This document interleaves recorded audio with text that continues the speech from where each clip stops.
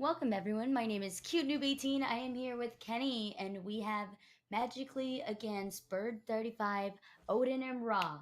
What can we expect from this match, Kenny?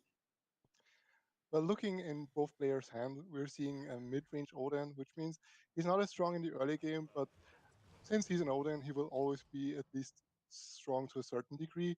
And Ra is the kind of deck that wants to scale into the late game, wants to just not die in the early game and pull off a lot of his combos that involve his heal that can buff up his Sobek or maybe provide him with a really, really strong Thoth turn, something like this. Yeah, we could see he's already buffing up that Sobek, and if Bird 35 doesn't get rid of it early, it's going to be a tough minion to get rid of in the later game. Yeah, fortunately for him, he still had the Chaos Spawn in his hand, and he decided to play it at this point. He didn't play it last turn because there was, the chance that Ra wouldn't want to um, buff up the Sobek immediately and wants to play something else. This way, he would have been able to play maybe another Tusky and kill off the Sobek with his already played Tusky. But unfortunately, Ra had also the Sunder in hand, which means his Tusky died, and he had to Chaos Spawn the Sobek in order to not get overrun by it. Yeah, and we do see that he did bring out the War Behemoth, and now he's having to think what he wants to do, whether he wants to kill the Sobek, bring out, looking at his hand, he does have another Tusky, so maybe he could go for that stun. Yeah, he could go for the stun, but he decides to immediately kill off the. He decides to silence it. This is something you always want to do against. Uh, no, he doesn't.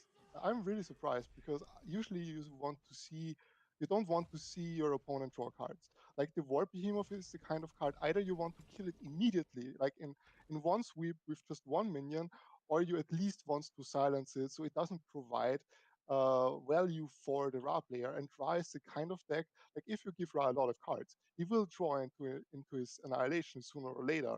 And that's the point where Odin, Odin actually falls apart. Yeah, yeah, we could see that. I mean, he did get rid of it the second turn, but unfortunately, he did give up Raw about two or three cards extra. And in his hand, we do see Thoth, um, although he did not draw Annihilation like we were talking about earlier. Um, he's left with bringing out a War Behemoth and taking out that Bastet. So, Yeah, I I mean, mean, right go now ahead. he's trading. Right now he's trading, and that's really a dangerous thing to do, especially considering you just gave Ra extra cards, right?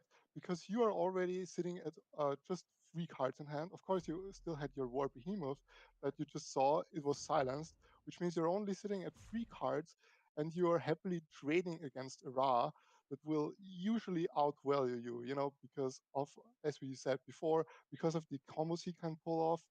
He can get large Sobeks, he can destroy your minions with just one Thoth turn, and he can also draw with his other minions into more cards with Sacred Warrior and his heal.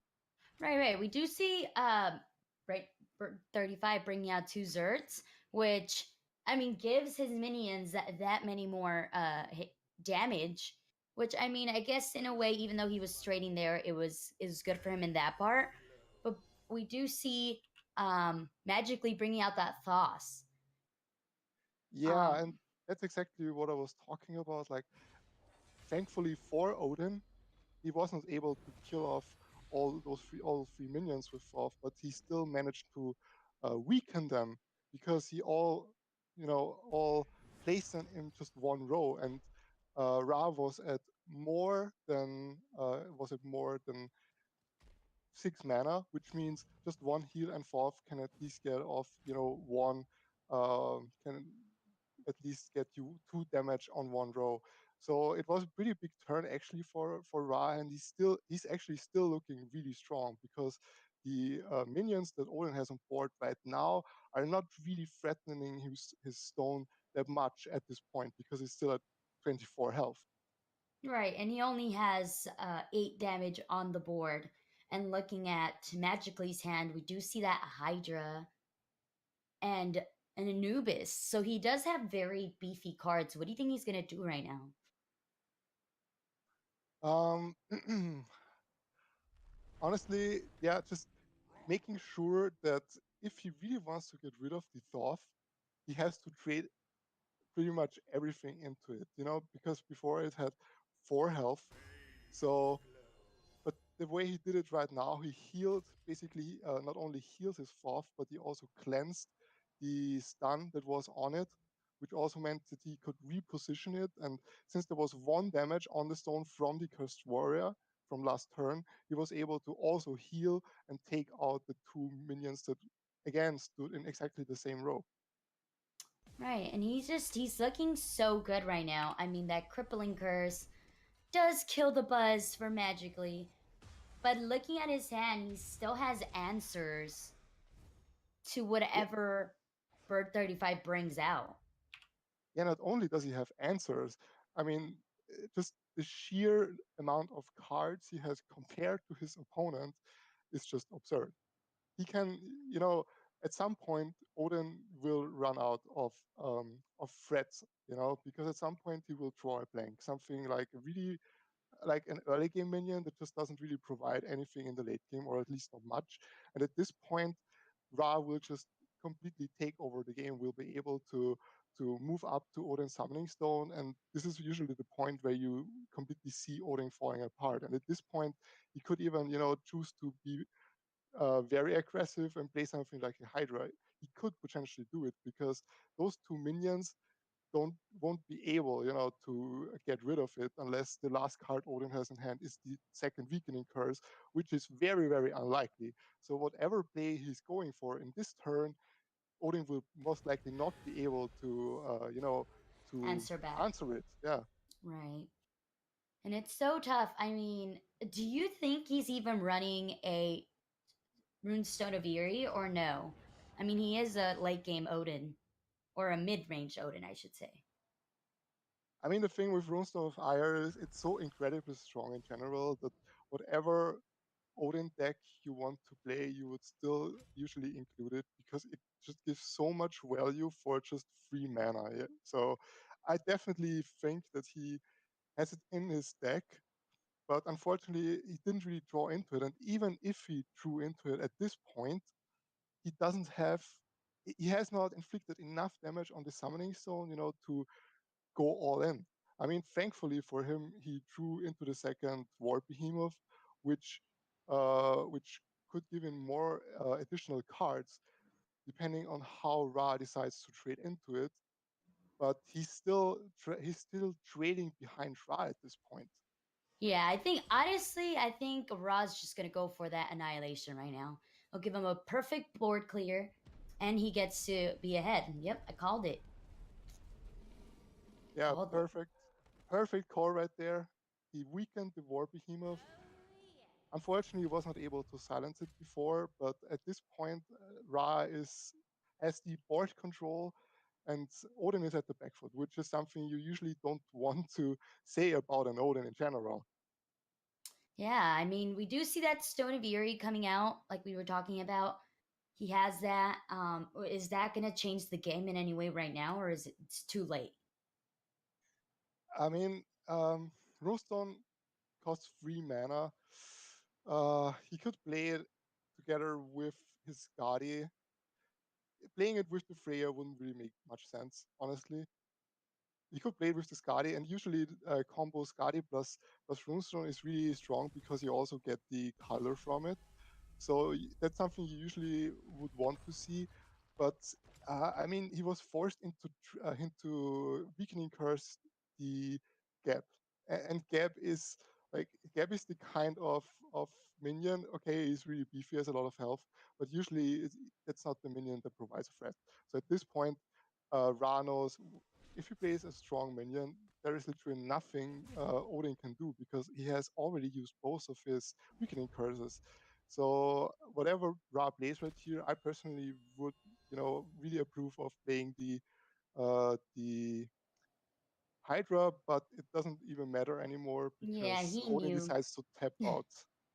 He was like, "There's no way I can get this one, unfortunately." And I mean, it just goes to show that you have to be super aggressive with that Odin deck, otherwise you're gonna stay behind and lose, basically. Yeah, the problem, like Odin is in general, or Norse in general, is a very aggressive pantheon. You can play it a little bit more mid-rangey, as we saw it right there, if you put in more higher cost cards. But the thing is, um, you sacrifice some of your early game in order to become a little bit strong in the late game. But if you're playing against something like Ra that is really strong in the late game, you will still be at a disadvantage. Right. I mean, it just goes to show, and Raw like is such a late game character that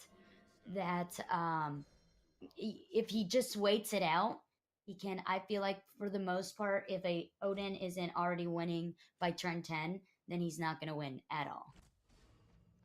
Yeah, even sooner. In case of Rush Odins, you could even argue then by turn 7, it's pretty much really hard for him at least to win. And we're back into the game. Yeah, we're back Game into game 2. 2, ladies and gentlemen. Magically is looking to show Bird 35 how to play a Odin deck. It looks like, but we do see the Hindu coming in. So how does Magically wanna play this game? What is his game plan basically? I mean, against Hindu, obviously what you want, if, whenever you play Odin, but especially against Hindu, you don't want to let them get into the late game, because once Hindu gets into the late game, he will outvalue you with the amount of cards he has in his hand, because he has the advantage of having the unique ability, reincarnate ability. So for Odin, obviously you want to make sure that you're on Hindu summoning zone, so Hindu cannot set up the cannot set up all the pillars you're currently seeing right now, because that's what Hindu really wants. He wants to set up his pillars and then go from there and simply outvalue his opponent. Right. I call those the pillars of death because if he has a lot of pillars, then you die. At least that's what's happened to me over the time. At least if Hindu has a lot of pillars, he doesn't die. Yeah, he doesn't die, but you die. Now we do see, luckily for um, Mr. Magically, we do see the Runestone of Eerie. He doesn't have anything to play it along with.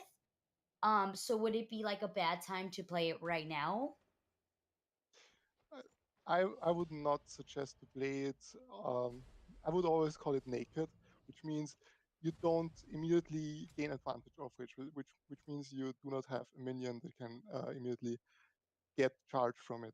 Because if you play it in the early game, especially as an Odin, and your opponent is able to silence it with a Chaos Spawn, for instance, you basically lose a whole turn.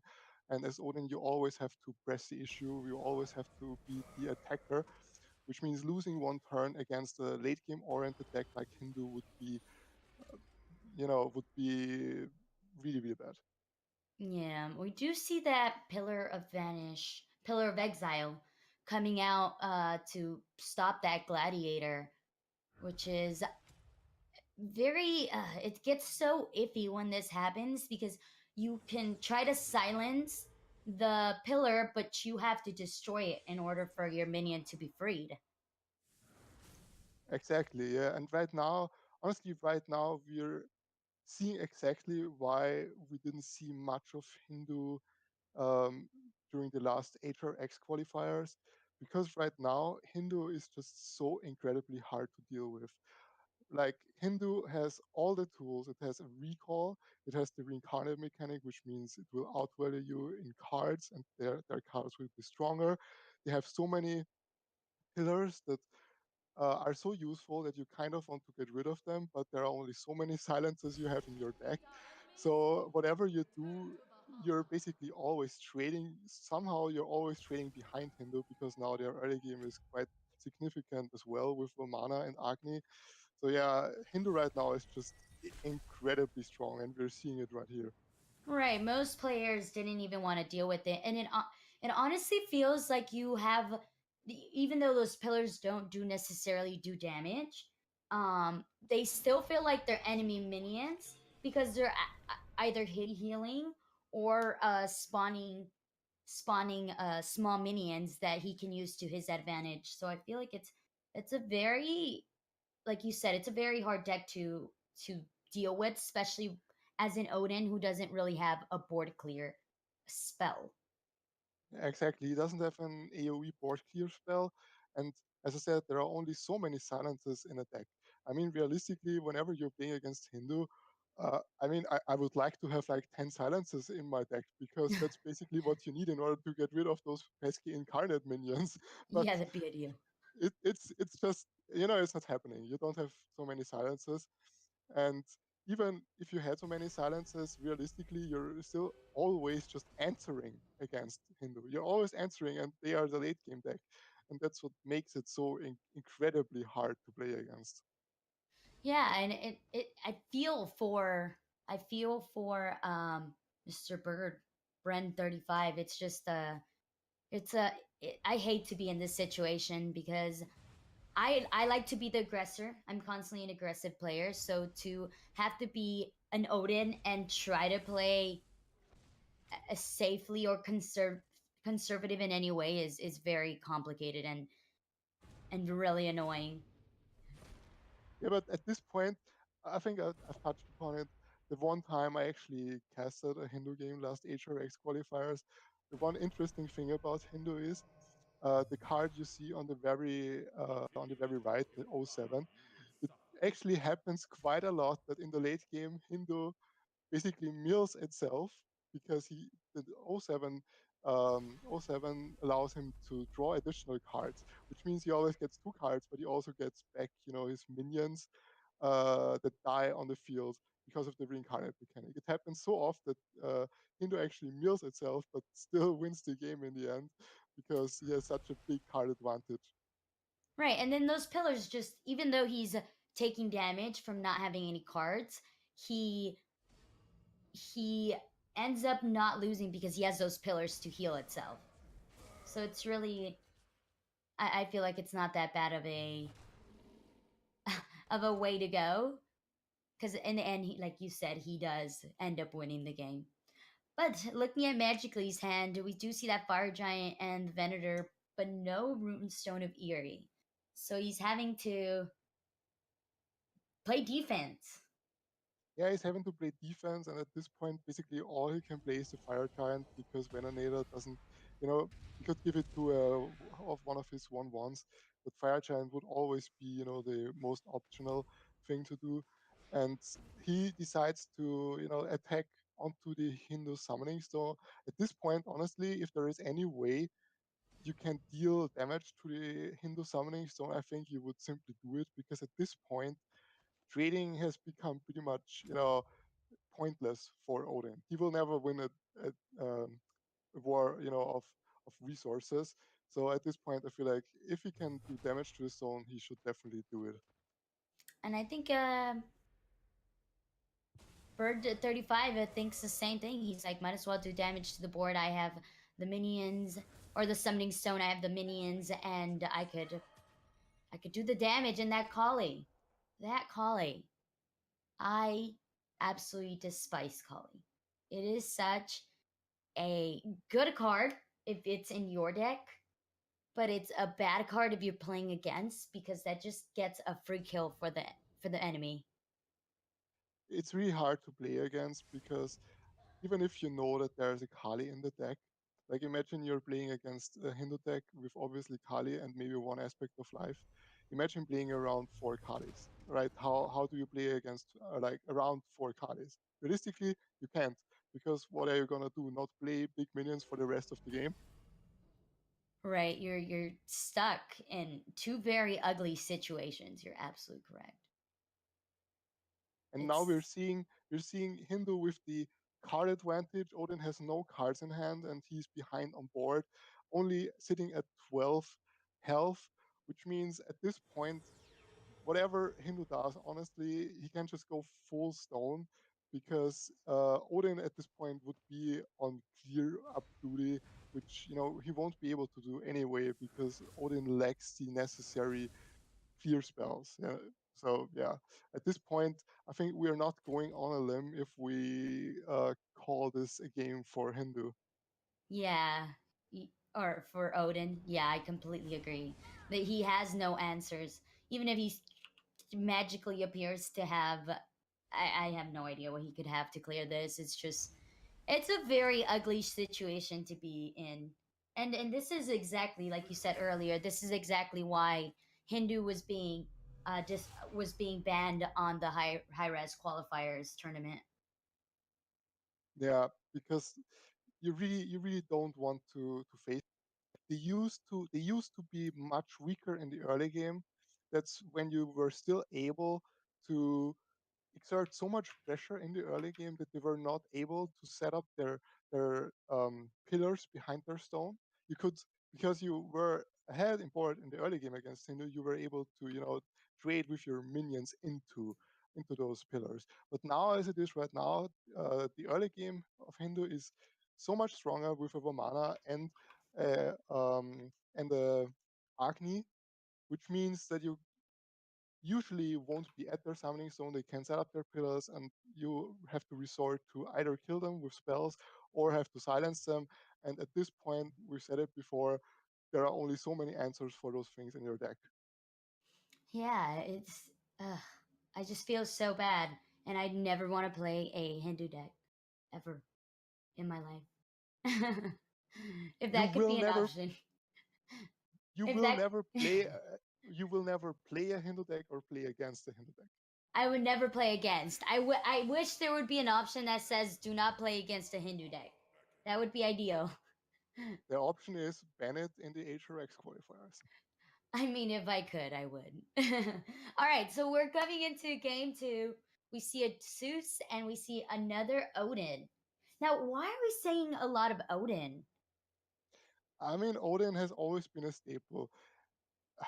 I think ever since I've been watching like competitive Hand of the Gods, Odin was pretty much a staple in every single deck pool because it's it has never been really weak. And if you have the perfect draw, it's really hard for your opponent, to do anything. Especially if you're Odin playing against a control matchup that usually does not have a lot of really strong early game minions. You can't just completely run away with the game, and that's why we're seeing so many Odins, because it's a really strong snowball pantheon. Either you completely stomp your opponent or you crash and burn.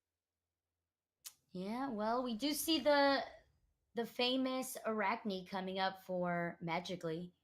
Arachne has been such a top card in a lot of decks in the high res qualifiers. Why is that?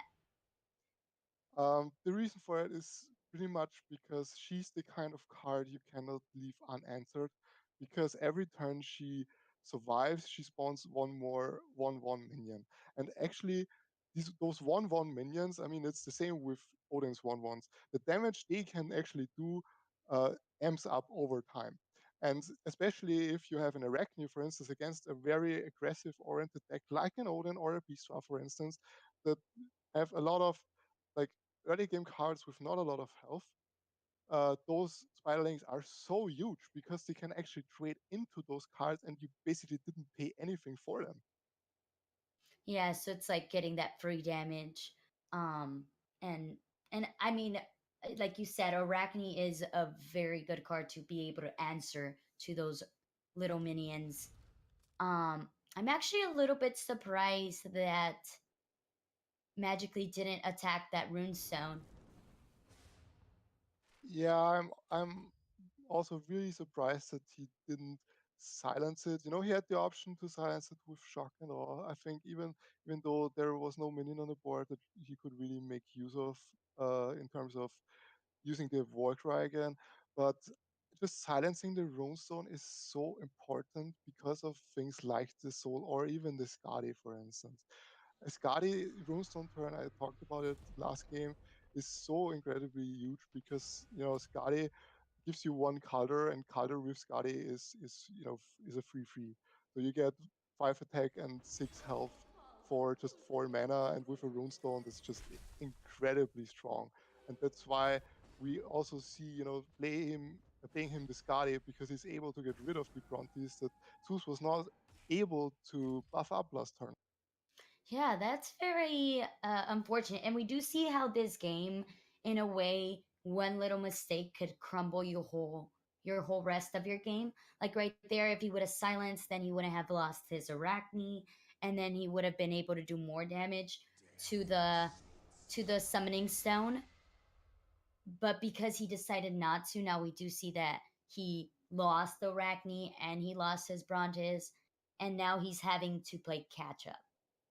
Yeah, I would always, I've had this discussion before, and I would always advise to get rid of the summoning stone, even if it seems to cost a lot. I mean, when I played, for instance, a lot of Control Nova against Odin, I even used my protection in combination with another in a combination with another question blade, just to get rid of it.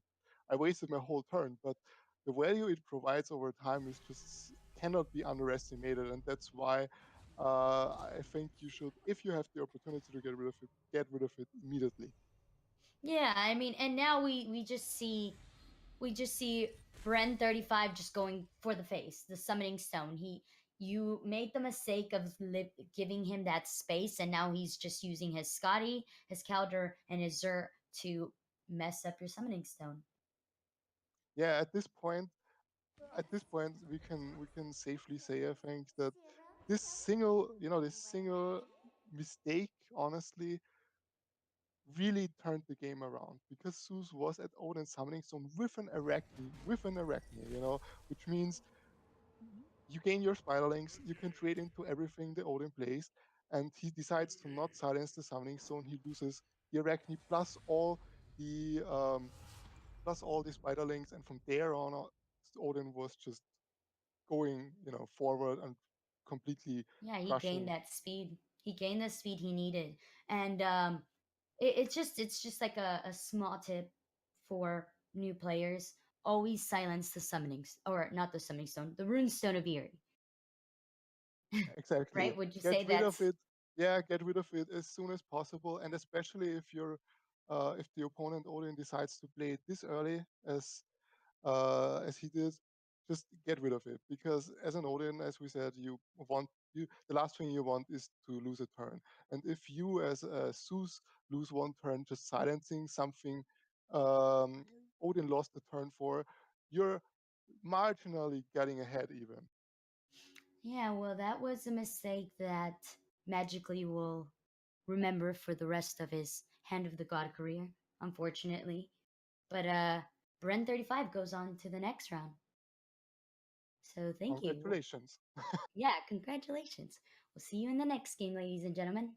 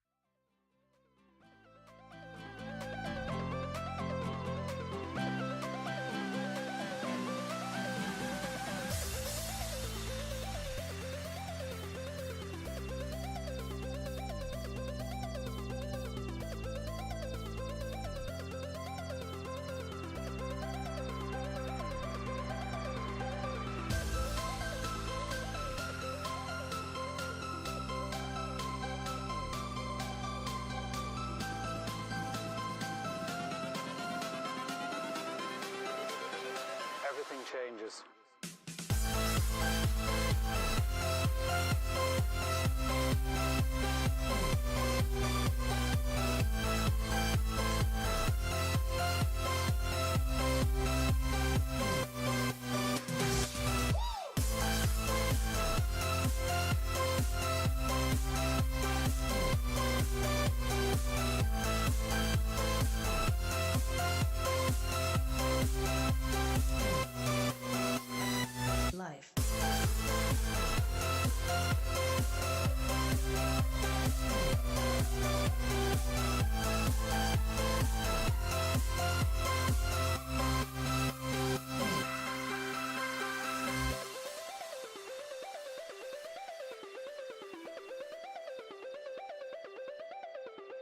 I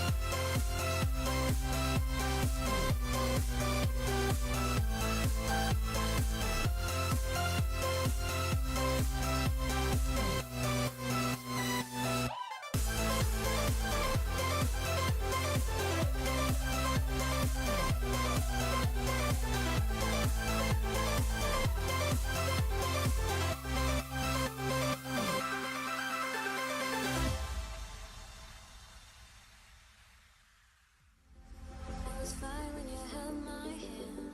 I was fine when you pulled me down. You said the stars would answer. You said our prayers were written down. I was fine when you pulled me in. We were forced to be human, and then the world came after, and I had never questioned it. And they said it was wrong.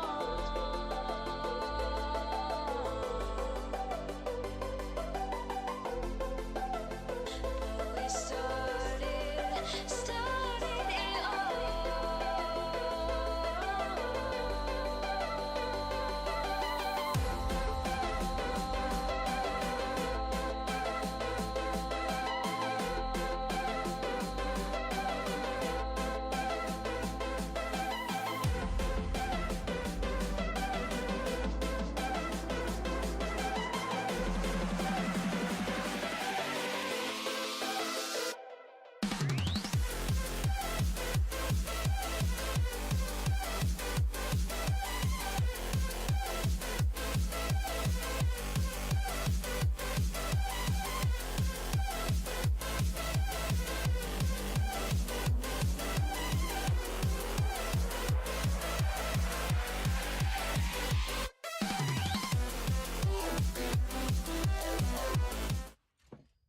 Hello, everybody, and welcome back here. My name is Illy. Alongside me is going to be Kenny joining us again for Hand of the Gods here at Smite Prime.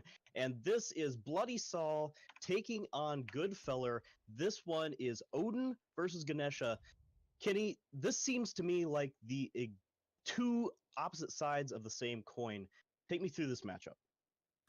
Yeah, so basically Odin is the kind of the kind of deck that wants to be really aggressive in the early game and wants to snowball from there. You want to be at your opponent's summoning stone, just threatening his summoning stone and everything he may be able to bring onto the board. Whereas Hindu is the exact opposite. As a Hindu player, what you really want is you want to go get through the early game, get into the later stages of the game where you completely outvalue your opponent because of your reincarnate mechanic. And Vamana is going to hit the board on 3 on curve. That is a card that I have not seen a lot of play with. Tusky, on the other hand, has been pretty popular. This is an interesting choice for me because Bloody Saul can now choose to either kill the card with the reincarnate effect or kill that pillar. Yeah, the thing with actually talked about it when I casted a game of Hindu in the HRX qualifiers. Vamana is such a strong card nowadays, especially against very aggressive decks, just like an Odin is, because of the reincarnate effect. What you want to do in the early game against an early game oriented deck is you always want to have a free drop in your hand. And Vamana is a free drop. Not only is a free drop, is able to trade pretty effectively in pretty much everything your opponent is able to play. So if you were choosing, to attack the Vamana, he would go right back and would even become stronger, which is why he chooses to attack the pillar. And it's also important to realize that that Pillar of Earth reduces movement speed, which means a lot of the face damage that Odin can pull from hand, like that mercenary that you just saw hit the board, actually a really low value mercenary, pushing 3 damage that turn while also killing a pillar. But don't forget that Vamana is still on the board, and to me, this seems like a good position for the Ganesh player to be in. Yeah, I mean, thankfully for the Odin player, he was able to get at least something on the board before Ganesh was able to, build up his line of pillars. But still, at this point, Ganesh is basically, he's basically waiting for for something like um, for something like an Agni, because This just Agni is so strong because you can't really let him untouched. And as you see talk right about now, so strong. Vamana is coming back again. And at this That point, this is the point where you really don't want to ignore Vamana, especially as an Odin player, because Vamana with Cleave can completely wreck your whole board as an Odin. talk about a big baby. That is a very big baby, but a very big baby brought very low by the famous 3 mana execute. Now 4 mana, but Crippling Curse is still an insane card with the Odin hero power. And honestly, that was a bit of a misplay for me from the Ganesh player to put that Odin on the front line where it can be dealt with so easily. Um, I mean, usually I would agree, but in this particular instance, there was a cursed warrior, already at his summoning stone. So True. wherever he really played it, it wouldn't really matter because Odin would still be able to get rid of Diva Mana in conjunction with the other cursed warrior. So I True. think at However, this point, there's also a Pillar of Fortitude on the board that has 3 HP. So, if you didn't put the Vamana in the front line, they would have had to push the 1 damage into the Vamana, which then leaves your Pillar of Fortitude still on the board. this is correct. Yes, that's correct. I completely agree with you on that.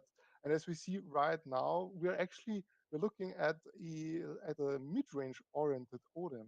Funnily enough, in this tournament so far, we've seen only mid-range Odins, which is something I usually do not expect because Rush Odin just can run away with the game so easily and effectively. He decides to play his two searchers in order to get rid of the Agni and still be able to apply some pressure on the summoning stone. Well, that Agni can always hit the board again, deal 2 damage to everything, but it's not very effective at this point. Honestly, I was kind of bashing on that mercenary play so early, only a 2/2, but he really got some hot value there, 4/1 trading into a 2/4. Yeah, I think he simply did it because he wanted to be ahead early game. Usually, as you said, you see the mercenary coming out if it's something like a 3/3 at least. Okay, usually something like a 4/4, but he did it just to apply more pressure and to have something on his one more unit on his opponent's stone in order to threaten everything he plays. And I think it really paid off for him. We see the Agni coming down, but as you said, I mean, he didn't get rid of anything that Odin played previously, so Odin still has the advantage on board. But unfortunately for him, he cannot really get rid of the Agni that easily without sacrificing both of his searchers. Well, he can just sacrifice 1 or none. The Gift of Moonin is going to hit the board, and this is going to be a huge amount of damage actually pushed. He can deal, 6 extra damage to the stone, putting the stone down to a lovely, lovely. Oh, actually, I miscounted. 7 damage down to 11 hit points. This is now a mid-range Odin with 3 cards on the board, 2 of them big fat Surters, and you've already seen an Agni, and hello! At this point, Hindo is basically on cleanup duty. He just hopes that Odin will not be able to finish the game like in time. At this point, at 11 health, you're already really, really close of dying against an Odin because at some point Odin will most likely draw into his runestone of ire, and that's where he can simply throw bodies at you. If you're Does he so have lethal? low health. Does he have lethal? No. He's a little bit No, off. he's a little bit off. Yeah. A little bit off, but the Fire Giant's going to come out, and I got to imagine that all of these are going to go into the stone. But wait, there's a Pillar of Earth. And that is going to do a lot of work here for my man Goodfeller, because this Ganesh pillar just saved his bacon. Yeah, this was really, really huge because 6 more damage would have gone a long way for Odin. Because at this point, you're basically looking at, anything in combination with a Runestone of Ire that he already has in hand. So yeah, he was saved just in time, but he still has to get rid of the cards he basically has in front of him, in front of him, and he can do so. I mean, he could Lady Kali onto the Fire Giant, uh, or he could just dispatch it. At this point, I mean, dispatching a Fire Giant is always hard, so he decides to use the Kali. But unfortunately for him, after playing the Kali, he can only deal with exactly one of the fire imps or the Surtra. So he will still get quite a lot of damage next turn. I'm kind of with you. I would have looked for the double dispatch play, knock down probably the fire giant and one of the fire imps, and kill the other one. It leaves him with nothing on the board. This pillar of healing is going to hit the board and going to heal the pillar of earth. What do you think about the options for the Odin player at this point? So as I already said before, he has Runestone of Ire in hand, and he could actually play it in combination with something like a Venonator, which would give his one of his fire imps 2 more damage. So basically, he can do at this point he can do 4, 6 damage. Uh, Six. Actually, can't he do 11 damage, right? Because No, that's he can 5 do damage 6. from the Venonator, 5 damage with the Summoning Stone, with the Runestone of Ire. He could do 5 more with the Venonator, right? So But the pillar. Oh wait, but was that counting in the mana for the to kill the Pillar of Earth? It doesn't matter at this point because that's not the path he's taken. He's decided to put out that War Behemoth. The card draw is pretty useful. There's a nice dispatch target though, and he's got a Gladiator in hand. And we keep bringing up this Runestone of Ire. It's so important. That's another mercenary hitting the board. A lot of this card recently with the Poisonous Hydra trying to take some of the options away from the Odin. yes, at this point, Odin, it looked really, really good for him last turn, but this turn it looks a little bit bleak because he still has, of course, he still has the Runestone of Ire in his hand, but he's looking at 3 lanes that are occupied with enemy minions, which means he wouldn't even be able to get through to the Summoning Stone, like unless he plays something like Runestone Pascali. But at this point, this wouldn't do enough damage to really threaten a lethal. So he decides to use the Summoning Stone and with the War Behemoth just to get some more card draw in. And I don't disagree with the card draw. And finding a Wind Demon is actually very important. There's no more Pillar of Earth left, so that Wind Demon represents 3 damage to the opponent's Summoning Stone from hand, because that's a hero power onto that unit. That could be pretty valuable. It could be really valuable, but it only does 3 damage to the opponent's Summoning Stone if your opponent is not able to, occupy all the lanes. And it looks like Ganesh does exactly that. He just plays minions in a way where actually there is still 1 lane left. I expected him to move, not move the Kali so far down and move the Poisonous Hydra a little bit up, so there would no chance for Odin to do Right. anything. But at this point, it's still looking great for Hindu because Odin does not have anything in hand that can immediately do something on the board. I mean, he has a Dagas in hand, but that's just 1 damage. He can't do anything with it. And yeah, everything else is just set up for next turn if it survives. And on top of that, the Hindu player has a total of, count them, 3 recall effects and an Agni and a 1 damage Echo Blast. I mean, you talk about ways to make sure your opponent can't do anything. This is kind of the way that this is looking for the Hindu player, really controlling the enemy. And you get the reincarnate Vamana back in hand as well. The number of options that the Odin player has is very quickly running out. Yeah, I mean, I've touched on it on this beginning of this game. You just don't want to play against Hindu in the late game because they will always get back some of their cards. You know, they can play their recall twice, they can play their Agnis twice, they can play their Kali twice when they die. So unless you have like 10 silence effects in your deck, which isn't even possible, you know, they will always win in terms of resources. You know, this is Right. why you simply cannot play against the Hindu in the late game. You have to finish it quite early, and it seems like Odin just was not able to just get there. He was really close at one point, but unfortunately for Odin, Ganesh was able to stabilize just in time, you know, to swing the game around.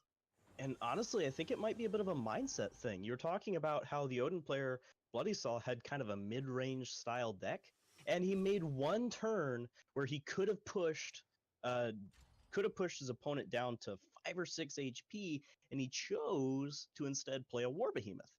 And I think we can all go back and look at that turn and try to hash out maybe there was a better line there that was more aggressive, sure, but you have to concede that you lose otherwise. Yeah, we have to go back and see because maybe even had lethal. I'm not sure yet He because didn't. even if it's yeah, but even if you know a Pillar of Earth is one reduced movement with Runestone of Ire onto the Venator, that's 5 damage because he can still reach the Summoning Stone Yeah, no, even if that's it's what I reduced was by one. counting, and it didn't quite add up. He was a little short, but it still Okay, might have been the but it correct. was still it was still at least very close. And Yes. having Hindu at maybe let's say 2 or 3 health is definitely a better prospect than just leaving it at 11 health with you know basically no minions on board anymore as it Hmm. happened the next turn. And Hindu looks like he's just trying to wrap this one up. Honestly, I wouldn't hate the Agni this turn. I know it's not super insane, but it's actually going to be the pillar. It's an O7 pillar. What is that? Everything costs one more, and I forget the effect. Yeah, it's the Pillar of Patience, I think it's its name. Every card your opponent plays costs 1 mana more, and you draw one additional card per turn. Because Hindu really needs more resources. Now you've got a card that gives you more resources and takes them away from your opponent. It's everything you wanted and more. Exactly, and that's why you usually don't want Hindu to be able to play their pillars in their backline because at some point you will run out of silencing effects, and that's when Hindu will outvalue you usually. And we see Hindu, bringing Odin down to just 2 health, and at this point, Odin is basically at cleanup duty. He has to get rid of Right. everything that Hindu plays because if he can't it correctly, he should know that there is 1 damage still in hand for Hindu with the Mm-hmm. second incarnation of Echo Blast.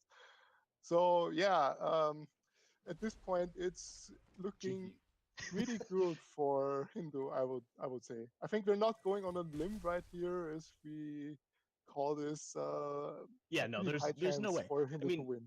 he either chooses to kill the Kali, in which case they now have an execute to clear up a lane.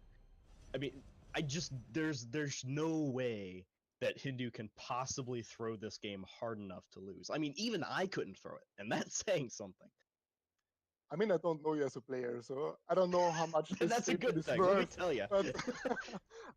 But yeah, I mean, the one thing he can do it in this turn, he can clear Hindu's minions, which is great, and he can also set up his minions in a way that make sure that Hindu's minions do not reach his summoning zone. I mean, Hindu doesn't have charge effects, so it's not even necessary usually to do it like this.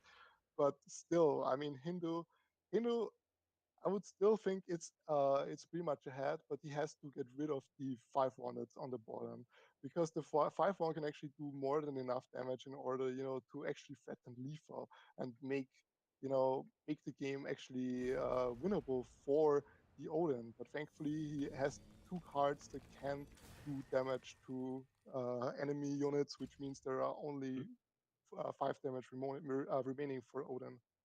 6 damage total, counting that lovely little hero ability. at 1/1 charge curse warrior. Let's check it out. It is a crippling curse draw, not really what you were needing from the Odin player. I've heard that Blade Master is no longer meta. Is there any other source of fast damage in this Odin list other than obviously Runestone? Honestly, no, I don't think there is, because usually you also don't play something like Thor. It's also more like the card you, if you see it, it's in very aggressive Odin decks. Mhm. So I think as far as charge is concerned, there are no other cards that Odin actually has at its disposal. And if you look at the board right now, it's Ooh, actually that's really, GG. it became really, really exciting in the end. But yeah, he drew the Fire Giant, and Odin was not able to position his minions in a way that would not have allowed the Fire Imp to get to his stone, which means Was game one goes to Ganesh. was there a way to keep the Doge in that top lane? I didn't really watch where Calder ran to, but I'm pretty sure Calder hit stone, right? I think even if he put something in the top lane, didn't Calder have like 1 health? So even if he did Right. that, Yep. the one His big Fire damage Imp could from have Naga. would have Yep. killed him. You know, one Fire Imp would have killed him, and the second would have gone through the stone. So I think there actually was no real way for the Odin player to prevent that. All right, guys. We are working on getting this second game rolling, but what do you think as far as matchups? I've heard Hindu is insane, and after watching that game, I find it hard to disagree with that. And I've heard Rush Odin is still pretty popular, but what kind of matchups are we also looking for after the Mayan nerfs? So speaking from my experience, what I casted last weekend, actually the two staples it feels like right now are Beast Nuva and, to my own surprise, Zeus. Zeus Really? Zeus has seen quite a surge with the introduction of Artemis. We've seen a lot of Zeus, like really a lot of Zeus, and it was actually quite successful in the HRX qualifier. I Now, think, is this the same Zeus that I remember like being completely unplayable for weeks on weeks on weeks? yeah, but the thing is, the one thing they changed was they changed or they introduced the Artemis, which made their finishing power better. And yeah, they changed a little bit of some things. Also, they changed the Arachne. So yeah, there are some things that made Zeus much stronger, and why you now see them. But we're back in game three. Yep, game two, right? Game two Game two, coming yeah, up here. game two. Odin taking on the Ra. Bloody Saul running back that same old Odin list. Goodfeller showing us the Sunny D, and we're gonna check out this matchup. I've heard that Beast Ra is a thing. Is it possible, or am I just insane? Beast Ra. I've heard of it. Does it exist? Yeah, I mean, I've seen it in the HRX qualifiers, I think on Saturday, and it was relatively successful because it was in the later rounds. But I still think, the normal Ra we usually see, control Ra is still better. I mean, of course, the power level of Beast right now is pretty insane, but I still think you would usually run Beasts Hey! with Nuva. It's the Crocodile, the most disgusting 2-drop in the entire game, and the only reason why Odin chooses to not hit the stone, so that you don't end up with a 4-mana 2/4. Gift of Munin gonna come out and silence the Crocodile to death, and still no hit. Yeah, usually you want to wait with your first hit against Ra to a point where you already have control of Ra's summoning stone area. Because if you hit Ra just once and then they re-establish control of their side of the map, then there is always this one damage they can heal, which can either provide them with a stronger Sobek or one additional card draw, so they draw into something like Annihilation. Mhm. So you don't want to you don't want to do that unless you already have established control of Ra Summoning Stone. So at what point have you established enough control, so to speak, to actually start whacking? Because obviously you can't wait forever. It's usually, if you just have a 1/1 on the stone, it's not enough. It's usually when you have a number of minions, like at least two, and one of them has to be somewhat stronger, so you can actually get rid of the minions that Ra plays right after. That's usually the point where you can start whacking on the summoning stone, because you will always be able to trade into the minion Ra plays quite efficiently. If you just have a 1/1 there, then you can't do that realistically. Can we talk about how disgustingly good this on her is? I mean, every single unit in Bloody Saul's hand right now has an impactful war cry, and there's another one with an impactful war cry. I mean, what can the man play this turn? So this turn, he has to resort to playing a card without the work, right? He basically does not have any other chance. I think honestly, he should just get rid of the cats and then stun the Anhur. I think Well, you that's the can't best stun him. play right here. Right, you can stun him, right? Just play I think a it's a Skadi. Scotty, right? Yeah, just play a Skadi. But yeah, Anhur is quite an undervalued card. Every time you see it, Yes. it's just a free, so you can actually get rid of it. There are a lot of spells that can kill it, like a Gift of Munin or I don't know, Magma Slam, whatever. But it's so undervalued in which effect it Uh, has, and he uh, actually you forgot forgot that. to read the Yeah, text. Oops. I mean, okay, but I mean, it's a 1/1 mercenary. It's not the end of the world. It's just an additional hero power this turn, I guess. Um, but that's gotta feel bad. Because, I mean, he's gonna run his Gladiator up. The Gladiator has gotta trade into the on her next turn. But like you're saying, that Gift of Munin played to kill the, what did it kill? he killed the Kill the Sobek. Sobek. Right. You got to draw into the other one to take care of this on her, and there's still another on her in this list somewhere. Yeah, I mean, sometimes when we see the Anhur, it's a one-off. Ra actually has quite a few one-offs sometimes, Really? because yeah, sometimes there are quite a few one-offs. Anhur is one of those, and yeah, I've seen quite a few things. But Anhur at this point, as long as it survives, Odin has quite some trouble to actually Yeah. establish some board control, because not only does it allow you to Oh man. not only does it allow you to completely negate all the war cries the Odin has, it's also ranged minions. So if you, as an Odin, just run your units into the stone, Anhur will just whack at them. And I guarantee you that Bloody Saul was uh, watching Goodfeller's hand and realized he still held that mana potion. And I also guarantee you he knows that Annihilation is 7 mana. He knew he couldn't just spam Scotty's that turn just to get a board presence, because there was no way they were surviving. Exactly. And actually he was able to get rid of the Anhur, but it cost quite a lot, and you can maybe argue whether or not Ra should have just left his Moved it Anhur in forward. the back. Maybe Yeah. he should just left it in the back, which maybe would have been better, but he decided to gamble to a certain degree and move it forward, so he can That was absolutely. actually threaten the enemy summoning stone later on. Is absolutely a gamble there. I mean, he's gambling against only Crippling Curse, but what are the chances that your opponent draws Crippling Curse when you've got tabs on at least 3 of those cards in his hand as having War Cries, because he didn't play them when you had your on her out? So I think it was a gamble that was worth taking. It was a top deck in the past 2 turns. You kind of shrug that one off. You keep going because you know you still have a lead.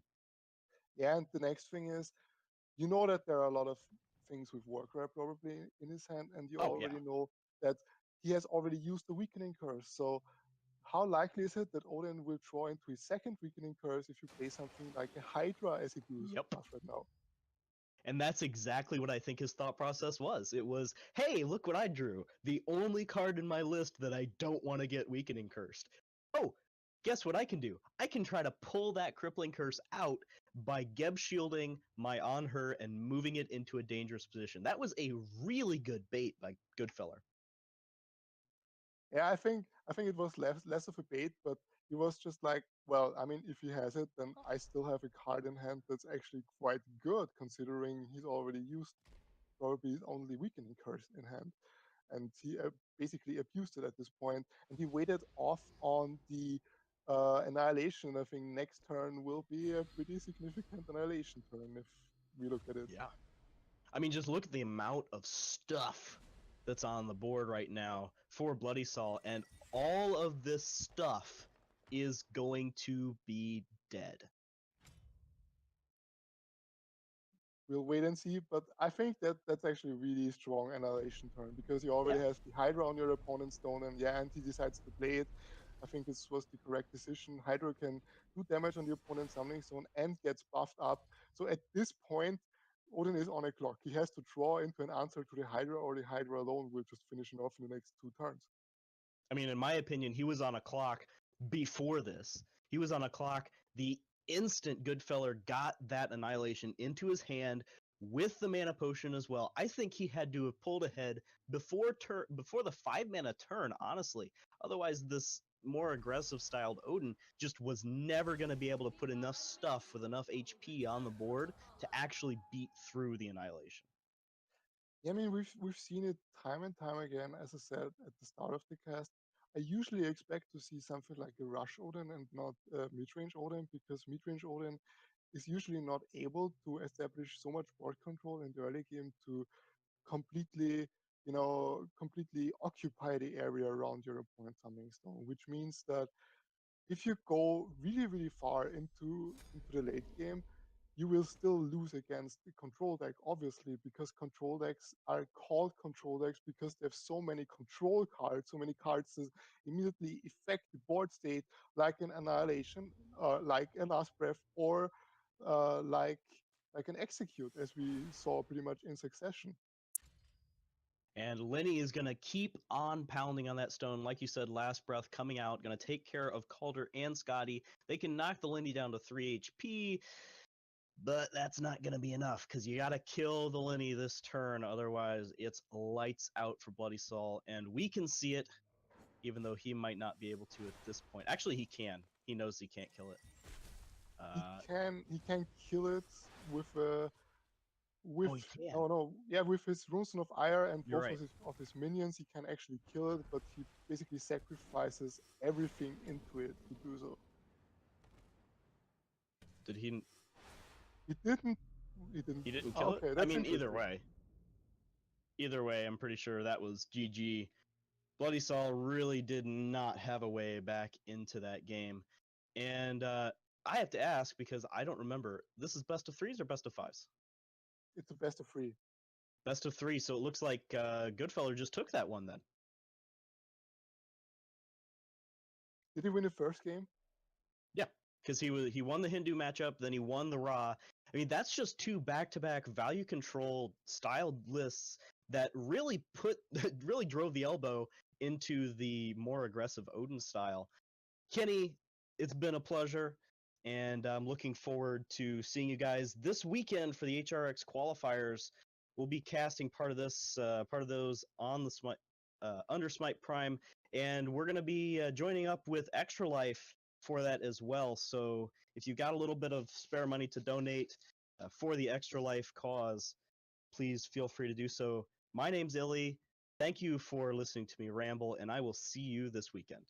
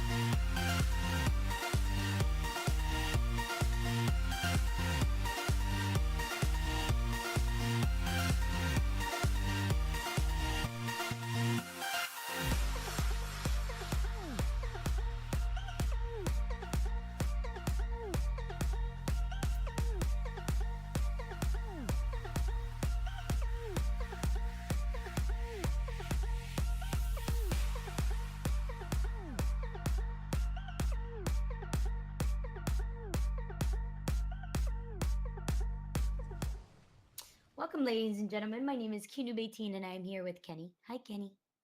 Hello, how are you doing? I'm doing great. So we have I Am Bobby with the Hindu deck, and we have Incognito D with the Raw. Um, Yeah, what is this? What are we gonna see? What are some action plays that we should look out for? so basically, what we see right now is the new king of late game versus the old king of late game in Ra. So basically, Hindu right now, we've talked about it quite a lot, is really, really strong at this point, which is why we usually don't see it in the HRX qualifiers. And Ra is the kind of deck that usually also wants to go late game, but compared to Hindu, it it still doesn't get as many cards, which means it's not as strong in the late game as Hindu is right now. So what we're looking at is Ra usually wants to be very, very passive in the early game and just wait for its combos to appear. He's waiting for something like a Capri, for instance, that in conjunction with a lot of other minions can actually buff up the Sobek quite well, or even, you can pull off Thoth turn, something like that.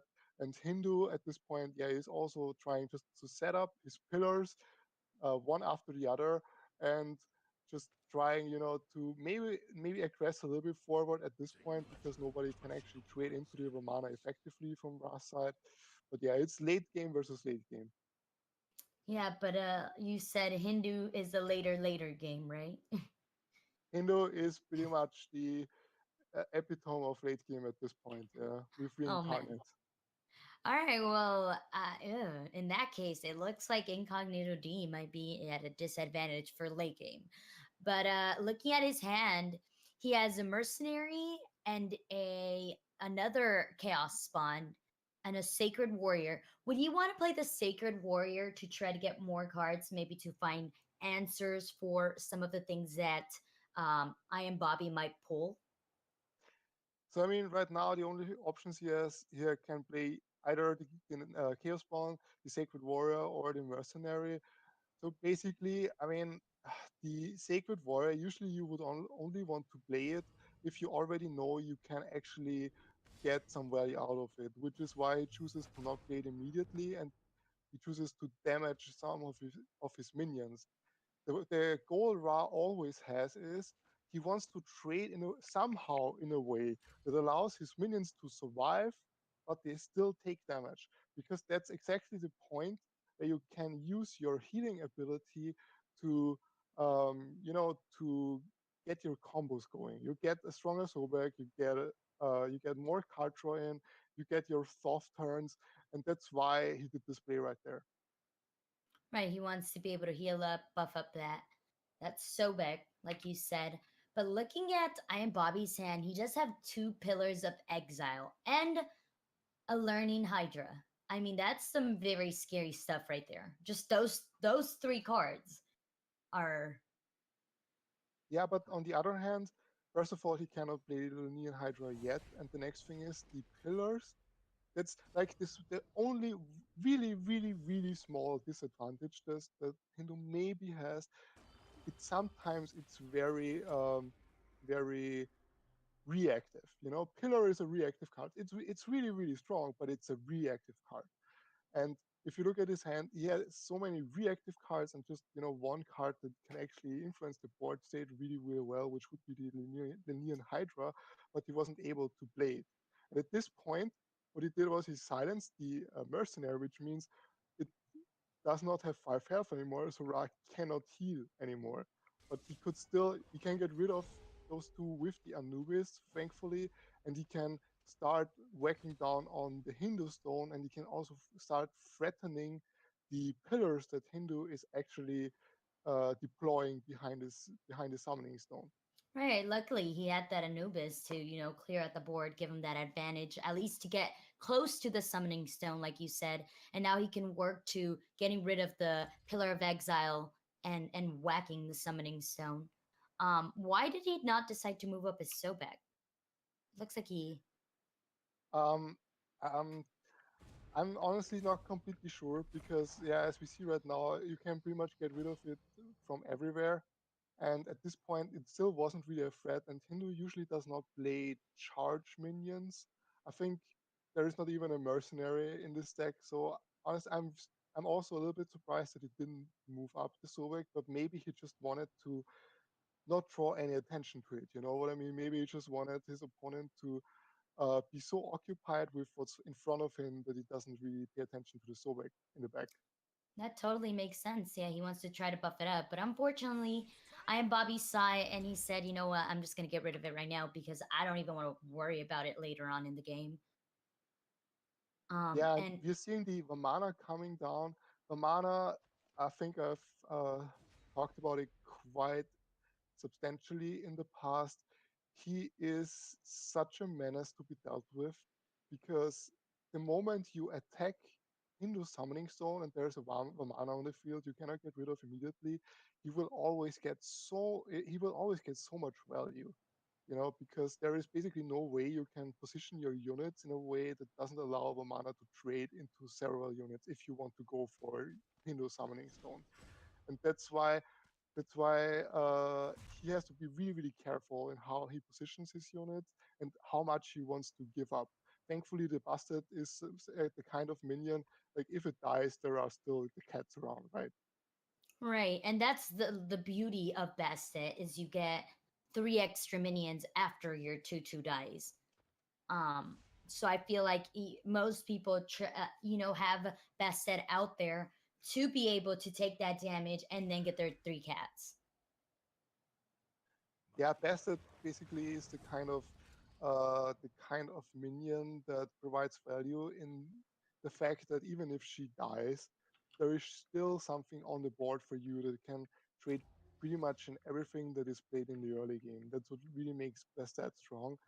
I'm a little bit curious as to why he pulled his mercenary down there. I suppose uh, because he can still kill two of those, and that's exactly what he does. He kills both of those minions down there. If he really wanted to um, make sure that Vamana can only attack one minion, then he would have had to pull this mercenary back pretty much where Anubis was. Right, and we did see that we did see that card that copies one of the friendly minions, and he pulls out that collie, and that collie is so annoying. I feel because like we spoke about it before, you get to kill a minion for absolutely free, and you get a body on the floor, and not to mention you still have another collie in your deck. Right. So basically, the card you were talking about is called Aspect of Life, and it allows you to make a 1/1 copy of a card you have in hand. And he chose to use it on Kali, and since Kali has the reincarnate effect, it means that the moment she dies, you get her back into your hand, and that's what makes Hindu so strong, and also the Aspect of Life card so strong, because how do you effectively play around for Kalis, right? Do you not play any big minions whatsoever for the rest of the game? I mean, you simply cannot do that, you know? So that's what makes it really hard to play around, and why using Aspect of Life on something like Kali is just incredibly hard to deal with. Yeah, and we do see Bobby, even though he's got the less minions, like we talked about, he basically has the advantage right now. Having 2 collies, he pulled out a Pillar of Fortitude, um, having that Learning Hydra. Looking at Incognito, like I don't think he has an answer for that in his hands. Like he has a Thos, he has a Kepri. It's just I uh I think he's in a very iffy situation right now. He has to be very careful with what he does. Like can he do right now?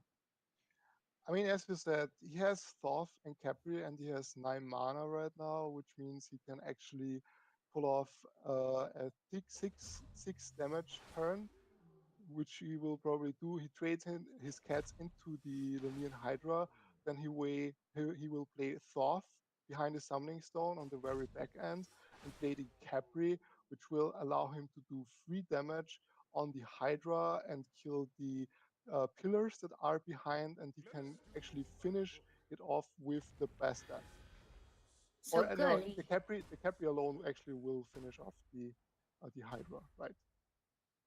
Yeah, the Capri alone, yeah, takes out the Hydra. He got very, and he gets to drop because of his warrior. So yeah, that was honestly the best play.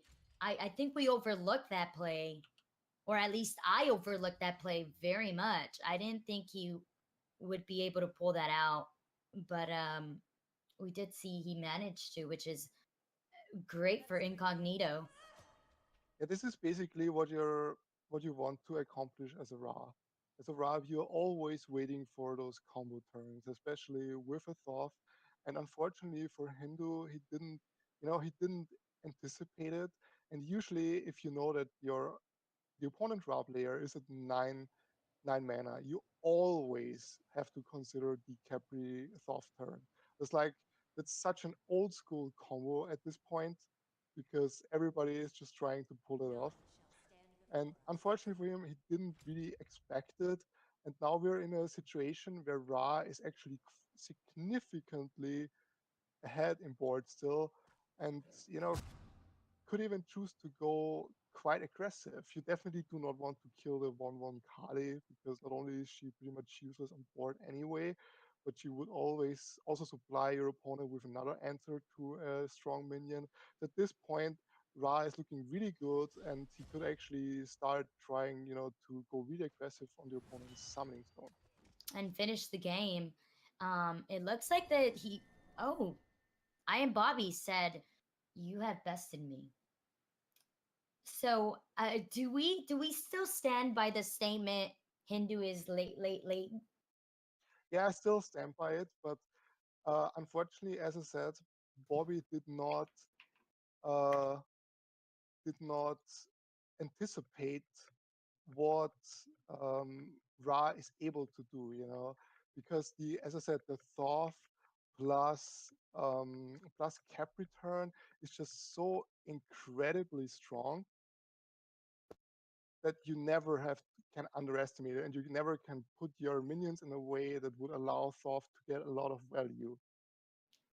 And I guess we could also agree that he got, in a way, lucky because he had enough minions to do additional damage besides the Thoughts and the Khepri. I mean, I wouldn't call it lucky because that's usually what you do as a Ra. Usually you see Ra really, really passive, which means you play your minions and you just wait until your opponent until you are able to pull off your combos. So he did pretty much that what you would expect from most Ra players at this point. Right. Yeah, I completely agree. And now, looking at the second game, we have a Hindu mirror match. How long are we going to be here for? That's my question.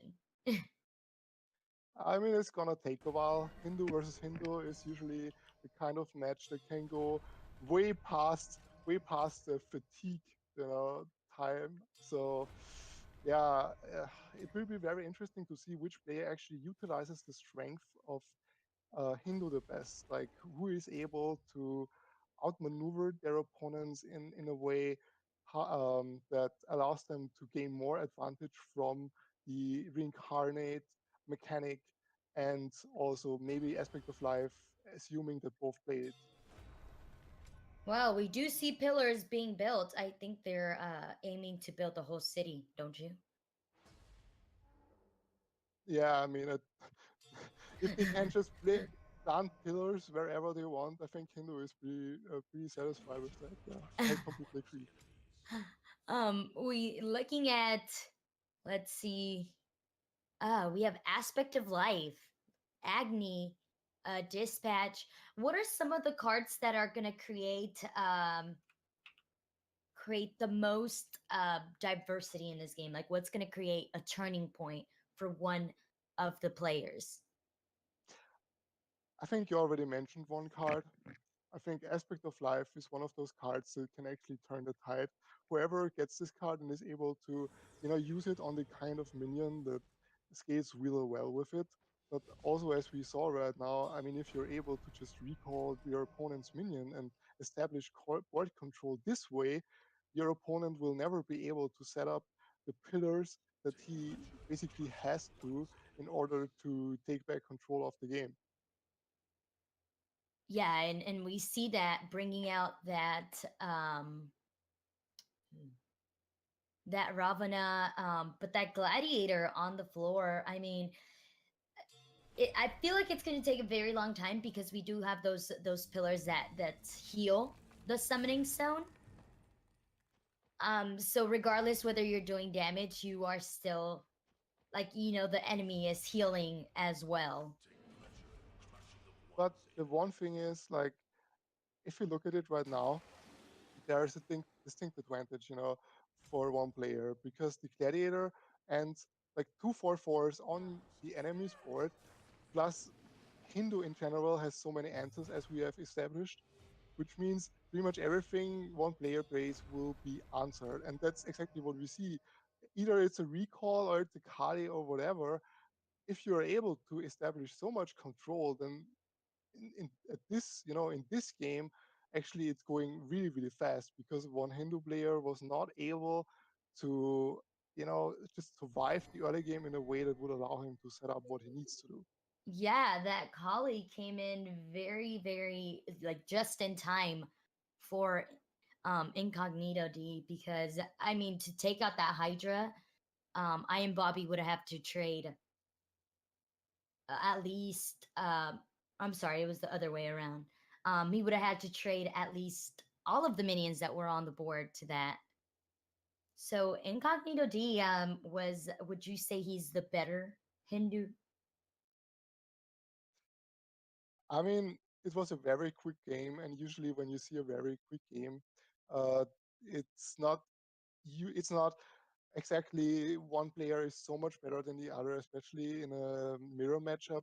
It's usually how the cards fall because he had the right answers for pretty much everything that his opponent was able to bring out, and he was able to do exactly what he wanted to do against Hindu as Hindu, which is quite funny, honestly.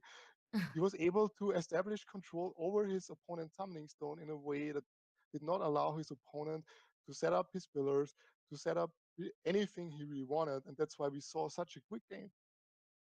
Yeah, that was a very quick game. I think that's bound to be one of the quickest games I've seen in my casting career, which is not that long, so that says a lot. So, ladies and gentlemen, that was Incognito D with the 2-0 sweep over I Am Bobby.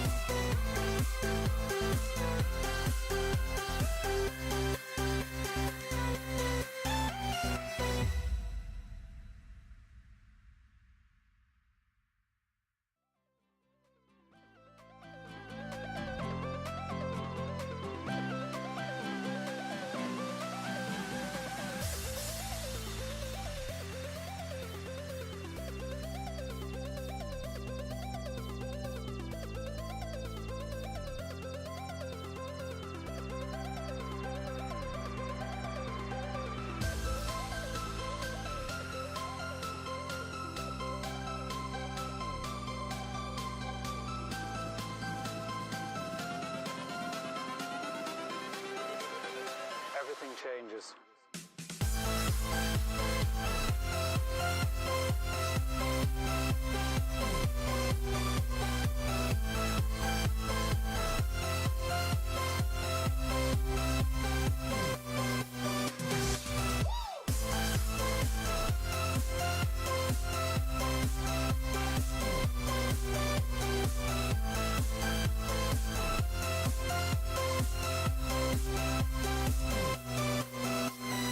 Life.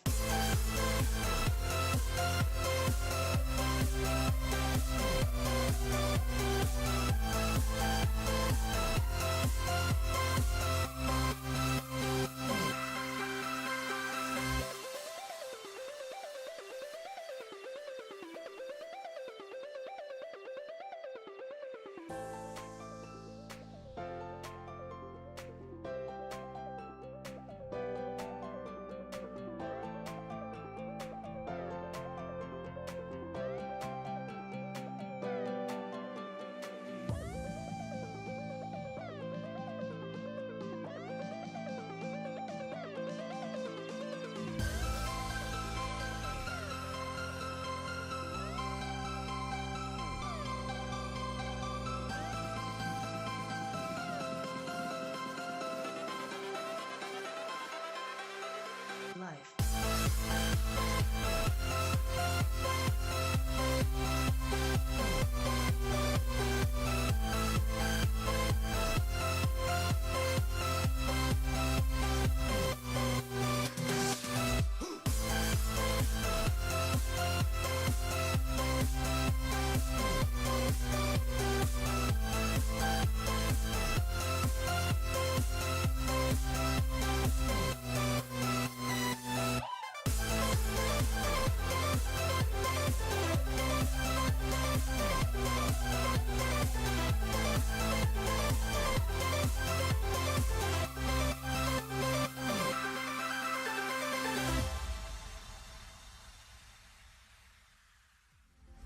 I was fine when you held my hand. I was fine when you pulled me down. You said the stars would answer. You said our prayers were written down.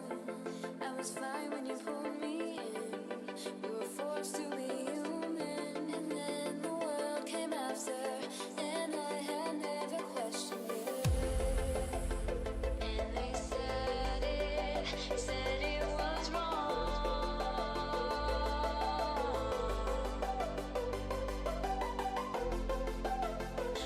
We started it all.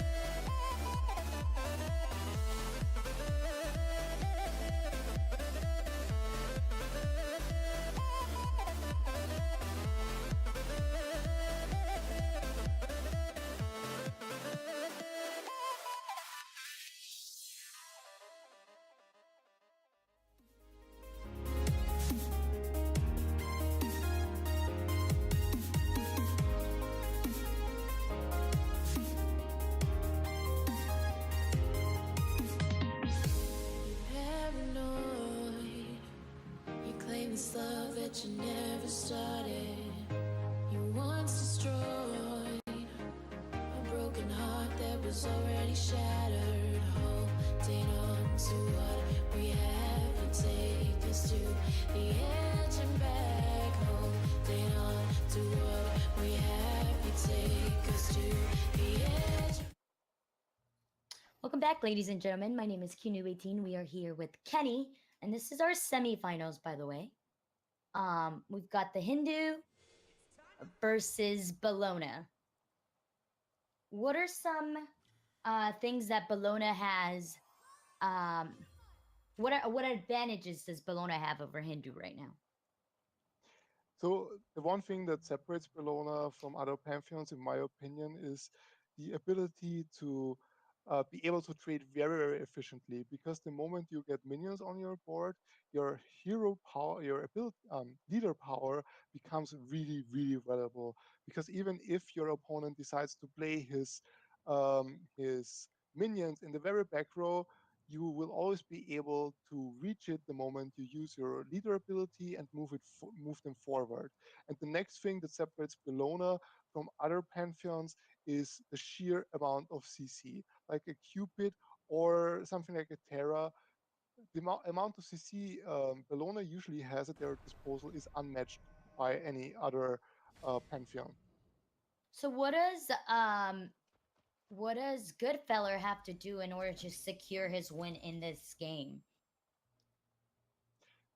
I mean, Goodfellow on Hindu, obviously, as we already established before, is on a very, very strong late game pantheon, which means you don't necessarily have to completely crush the girl early game. If you're able to do so, I mean, that's great, but you don't have to.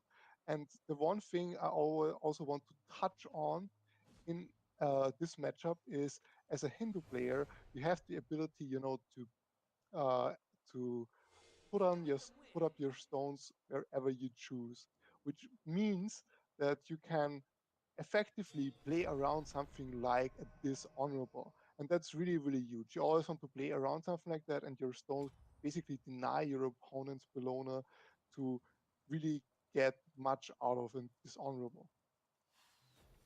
So right now, yeah, we're seeing exactly what you're saying.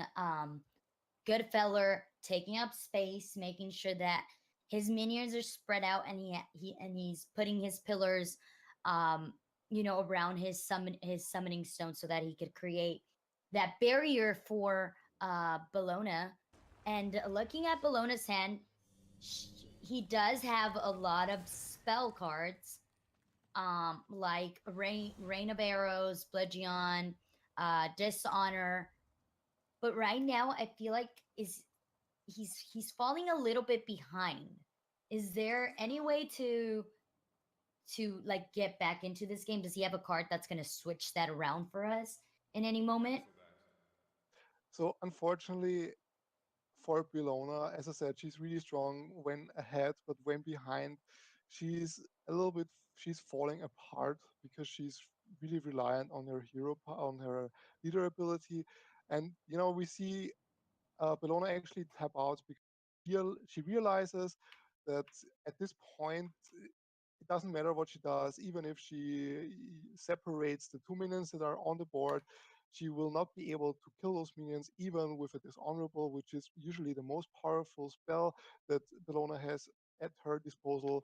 So yeah, she taps out because she thinks there is nothing she can do anymore. In your opinion, was there something he could do about it, or no? That was So in my opinion, as I said before, honestly, I was really surprised about the what's it called, the mercenary in Hindu's deck. I was really surprised about it because it actually was quite significant in this win. And I mean, we've talked about the Hindu pantheon in general quite extensively, and something like a Pillar of Fortitude that can simply buff up minions and make them so strong that they survive pretty much every single board control spell that your opponent can bring out, makes it pretty much impossible for Bologna to come back into this game. yeah, and we saw that he although he did have some good spells that in other situations may have benefited him, he wasn't able to use it because Goodfeller was already so ahead in the game. And we talked about that mercenary card. What card do you think he took out of his deck to put that in? Uh, Honestly, that's a good question because you see different styles of deck building depending on which player actually you know utilizes the deck. And especially in this tournament, we've actually seen Mercenary quite often. I think the reason why they put it in there is because of the pillars they set up. You know, pillars in the backline always also count as one unit, so mercenary actually gains quite a lot of value, assuming you're not completely behind in the early game, which is something you usually don't survive as a Hindu player anyway. So maybe he took out one of the pillars. I would suppose something like Pillar of Patience, which, as I've touched on before, if you even one of those pillars can actually mill you, so two maybe a little bit too overkill. I would think maybe one of the pillars, yeah. Yeah, that seems like a safe. It's just weird because we never really get to see. Because would you consider this a Hindu Rush kind of deck? Because I mean, he won that in like 3 rounds, maybe. I wouldn't consider a Hindu rush deck because in general Hindu is not the type of pantheon that has the cards at its disposal to really rush down opponents. However, if your opponent is really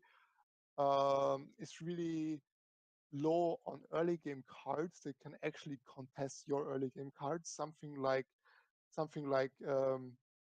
Vamana that is easy that can easily trade into every other free drop card, then you will fall behind so much that Hindu can actually establish board control. And once you're behind against the Hindu deck, then not only even if you stave off the first aggression, you will still end up being behind and in the late game just trading your opponent where Hindu wants you to be all the time. Right. Well, I mean, that worked. That worked for Goodfeller. That was game one, ladies and gentlemen. We'll be right back with game two.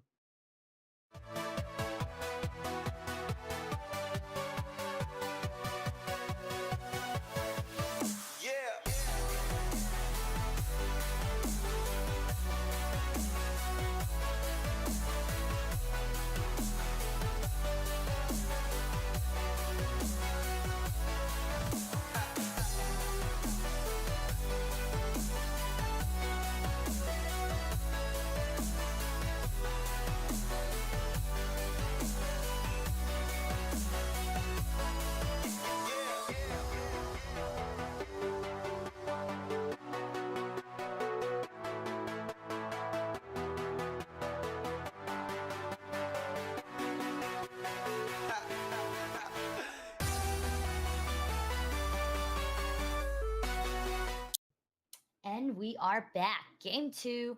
The first game went to Goodfeller with the Hindu deck, what I consider rush, because I mean, he went for face right away. But Kenny disagrees, which is totally fine. Um, but we do see another Bologna, and we see a Raw. Um, what kind of deck are these two people sporting right now, Kenny? Yeah, I, if you look at Ra's hands, obviously you're seeing the normal normal deck you would usually expect. It's a control Ra, just uh, it's meant to be very, very strong in the late game. It's meant to disrupt your opponent's aggression with all the control cards it has at this disposal. Something like what they call execution, and everything pretty much that can kill off your opponent's units. Whereas Bellona is the kind of deck that, as I said before, wants to be really ahead on board in order to utilize her leader ability that allows her to get in beneficial trades.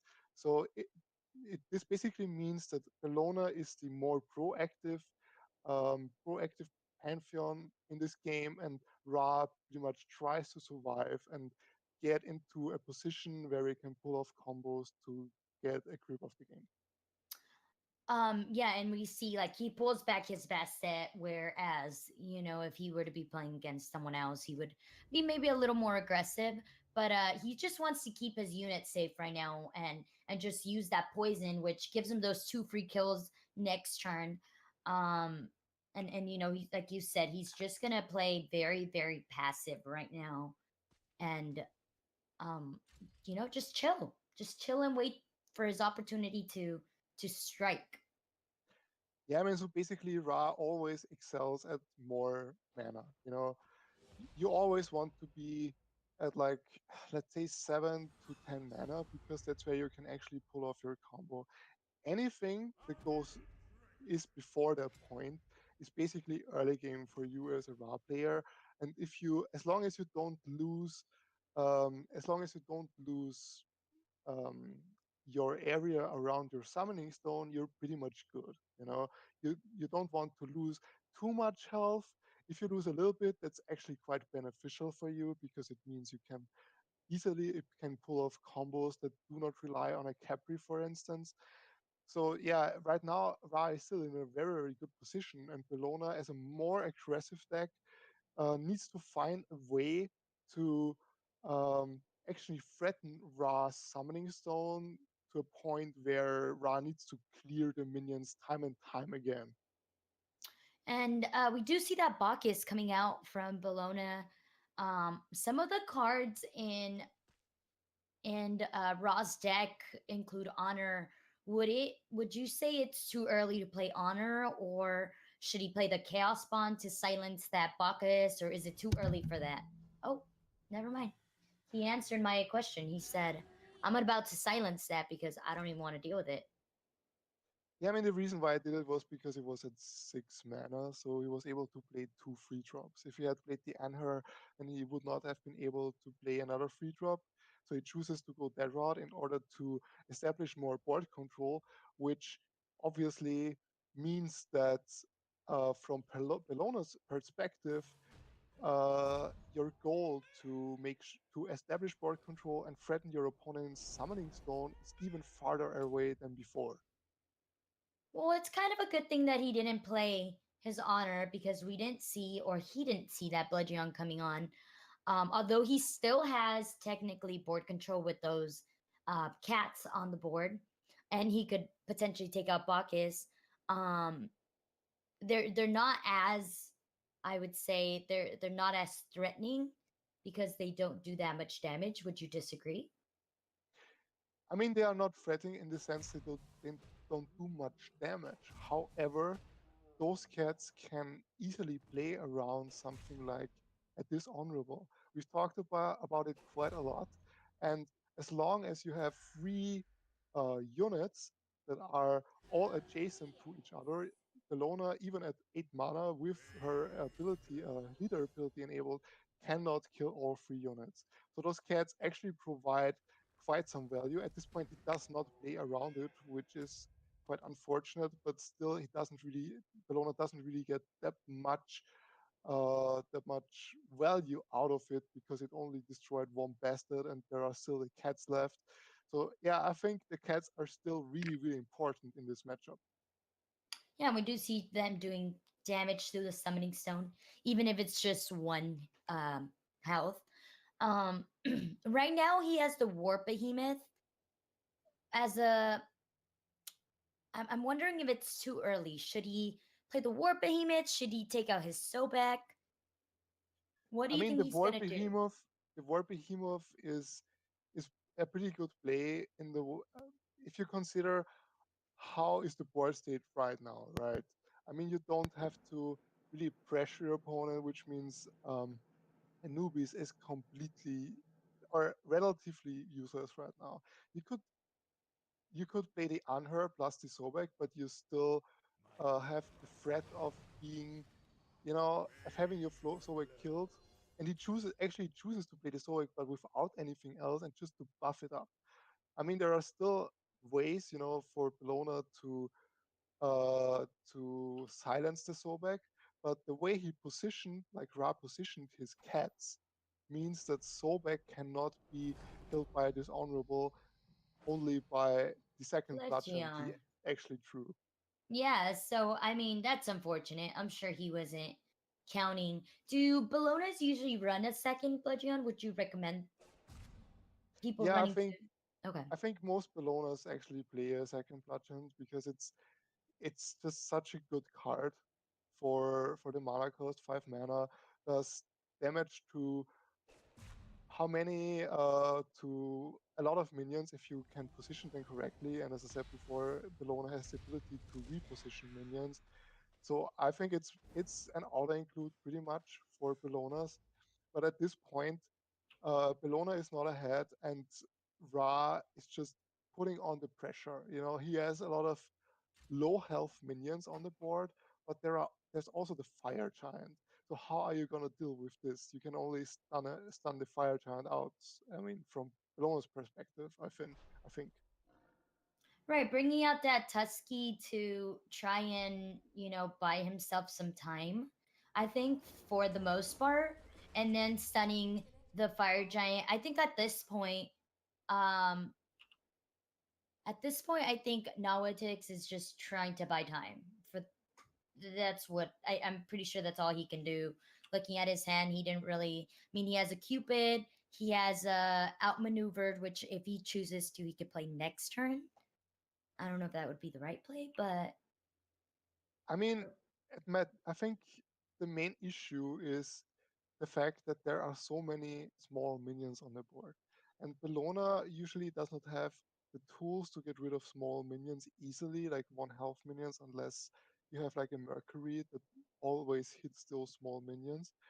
But the fact that those small minions are on the board basically means that this honorable is basically unplayable because, as I said, those small minions completely negate Bellona's ability um, to reposition units in a way that would allow you to completely take out all the units. And he does this again. All those units are placed adjacent to each other, which means you cannot kill them with the dishonorable. yeah, that's so unfortunate. I mean, Goodfeller is doing such an amazing job at just removing anything that that Nawa has to try to prevent this. I think I mean overall the board control is there. To look at Nawa's hand, he has a Cupid, a Sylvanas. I don't think he has any combos that he could play right now to try to prevent the loss. Yeah, I mean, at this point, it looks really, really grim, and especially because the Anhur is on the field. Anhur is a, let's say, very underrated card in what he provides for you, right? Because if you cannot immediately get rid of it, there are so many minions in pretty much every single Pantheon's deck that um, feature war cries, right? And war cries are usually the reason why you play certain minions, which means as long as the Anhur survives, you cannot use those minions, at least you cannot use those effectively, and he chooses to play the only unit he has in his hand that actually does not have a war cry. And he could play without, sacrificing anything, but he still does not have any way to get rid of the unheard to make his units, his war cry units, stronger the next turn. Right, and just a good feller. I mean, looking at that magma slime in his hand, do you think he's gonna use it? You think he's gonna wait? Honestly, at this point, I think you can't just go for the stone because Sylvanos is at clearing duty, right? You already brought your opponent down so far, and he's at so low health. There is no reason for you to trade into the Sylvanas because there is only so much one Sylvanas can do in order to to salvage the board state. Right, yeah, it makes total sense. I think like the best thing for him to do right now is get rid of that war cry, and it's just too much damage on the board. I'm trying to figure out a way around this. Maybe uh Sylvanas, um honor, and then he could play Cupid, stun maybe the Hydra. That would be 9 damage, and then he just takes. Nope, that would still kill him. Yep. Yeah, I was and trying to. Ilona taps out because she realizes there is no way she can salvage the situation, and she will lose next turn anyway. So yeah, it's a win for Ra. Yeah, that's a win for Goodfeller. I was trying to figure out a way for him to maybe go around it, but some situations you just really can't get out of, and that was just one of them. Goodfeller, a 2-0 clean fight, and he goes on to the finals. So, ladies and gentlemen, we'll be right up with the finals.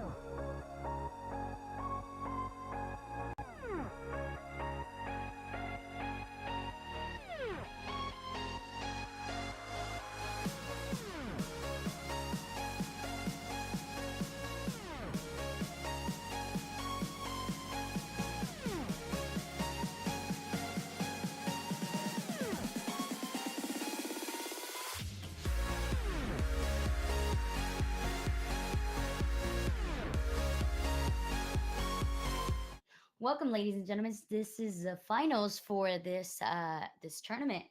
We've got Odin and Hindu. Kenny, what do you think? What do you think we're gonna see from Odin to secure this game? Because I know we talked about Hindu before, and you said Hindu is a late game character. Yeah, it's a late game character, and that's I think why we see the Roaston of Ire coming down very early. Because usually you only see the Roaston of Ire in conjunction with something else at like 6 or 7 mana, so you can pull off something like a Skadi plus Scatter combo. But he chooses to play it very early because it feels like he thinks that he needs to put so much pressure onto Hindu in the early game that he needs to take the risk of putting out the runestone immediately, even if his opponent may be able to play, something like Chaos Spawn and silence it. Well, we do see that Agni coming down, taking down um, that enemy minion. But I think would it be safe to say that um, that Incognito D is rushing fairly good? Is he in a safe place? Would you say it's too early to call it, or what is your call on this game right now? So right now, your dream as an Odin, honestly, is not having your runestone answered. And that's exactly what happened right now. He used one turn just to play his runestone, and at this point he can reap the rewards. And he also knows that his opponent will, unless he draws into something, will not have an answer immediately. So at this point, I think it still looks pretty good, but unfortunately for the Odin player, as we've said so many times before, Hindu has so many answers to pretty much get rid of anything any Pantheon would play that he has to bring out something really strong to re-establish board control in the next turn. Yeah, I mean, right now, if we can take a look at his hand, he really doesn't have any early minions that he can use with his Runestone of Eerie. He has a Crippling Curse if he wants to get rid of maybe that Agni Crippling Curse and Dagas, or he could bring out the Gift Moonin. What do you think he's gonna do? I mean, at this point, he has to use the Gift of Moonin on the Kali, but realistically, you don't. That's the issue against Hindu, right? Because um, they get so many cards back into their hand, and you have to deal with the word twice. You're always hesitant to actually kill those minions, and at this point, he had to do it because he didn't have any other options in his hand. But he is running out of cards quite, you know, he's running out of cards and options to deal with everything Hindu provides, and Hindu is still at 16 health, which is something you cannot just go all in on this health threshold. Right. I think the one thing he can do right now is possibly, I mean, he has to use that Doggist, but if he combines it with the Crippling Curse, getting rid of that Vonima would probably be his best bet. Would you agree? I mean, usually you want to get rid of the pillar. I feel like because I mean, it's so hard to tell honestly because Hindu has so many threats. The least threat is Agni right now, honestly. Then there is the pillar that you have to get rid of because it buffs up everything that Hindu plays, which means it's impossible to trade into those things. And then there is the Vamana. So he chooses to use the weakening curse just to get rid of it. But I think what he really wants is he wants to actually, honestly, I'm really surprised because I thought he wanted to get rid of the pillar because this will brings so much advantage to the Hindu player. And Odin at this point still is not at a point where he has complete control over the Hindu side and he's slowly running out of cards. So I'm kind of surprised about it. But for now he has the board control. Hindu has no cards in hand. and is definitely at a position where he has to answer. I think that was a very bad positioning from his part. I mean, I guess they were both ranged now that I think about it, but I still think like, yeah, I think taking out the pillar would have been the best option.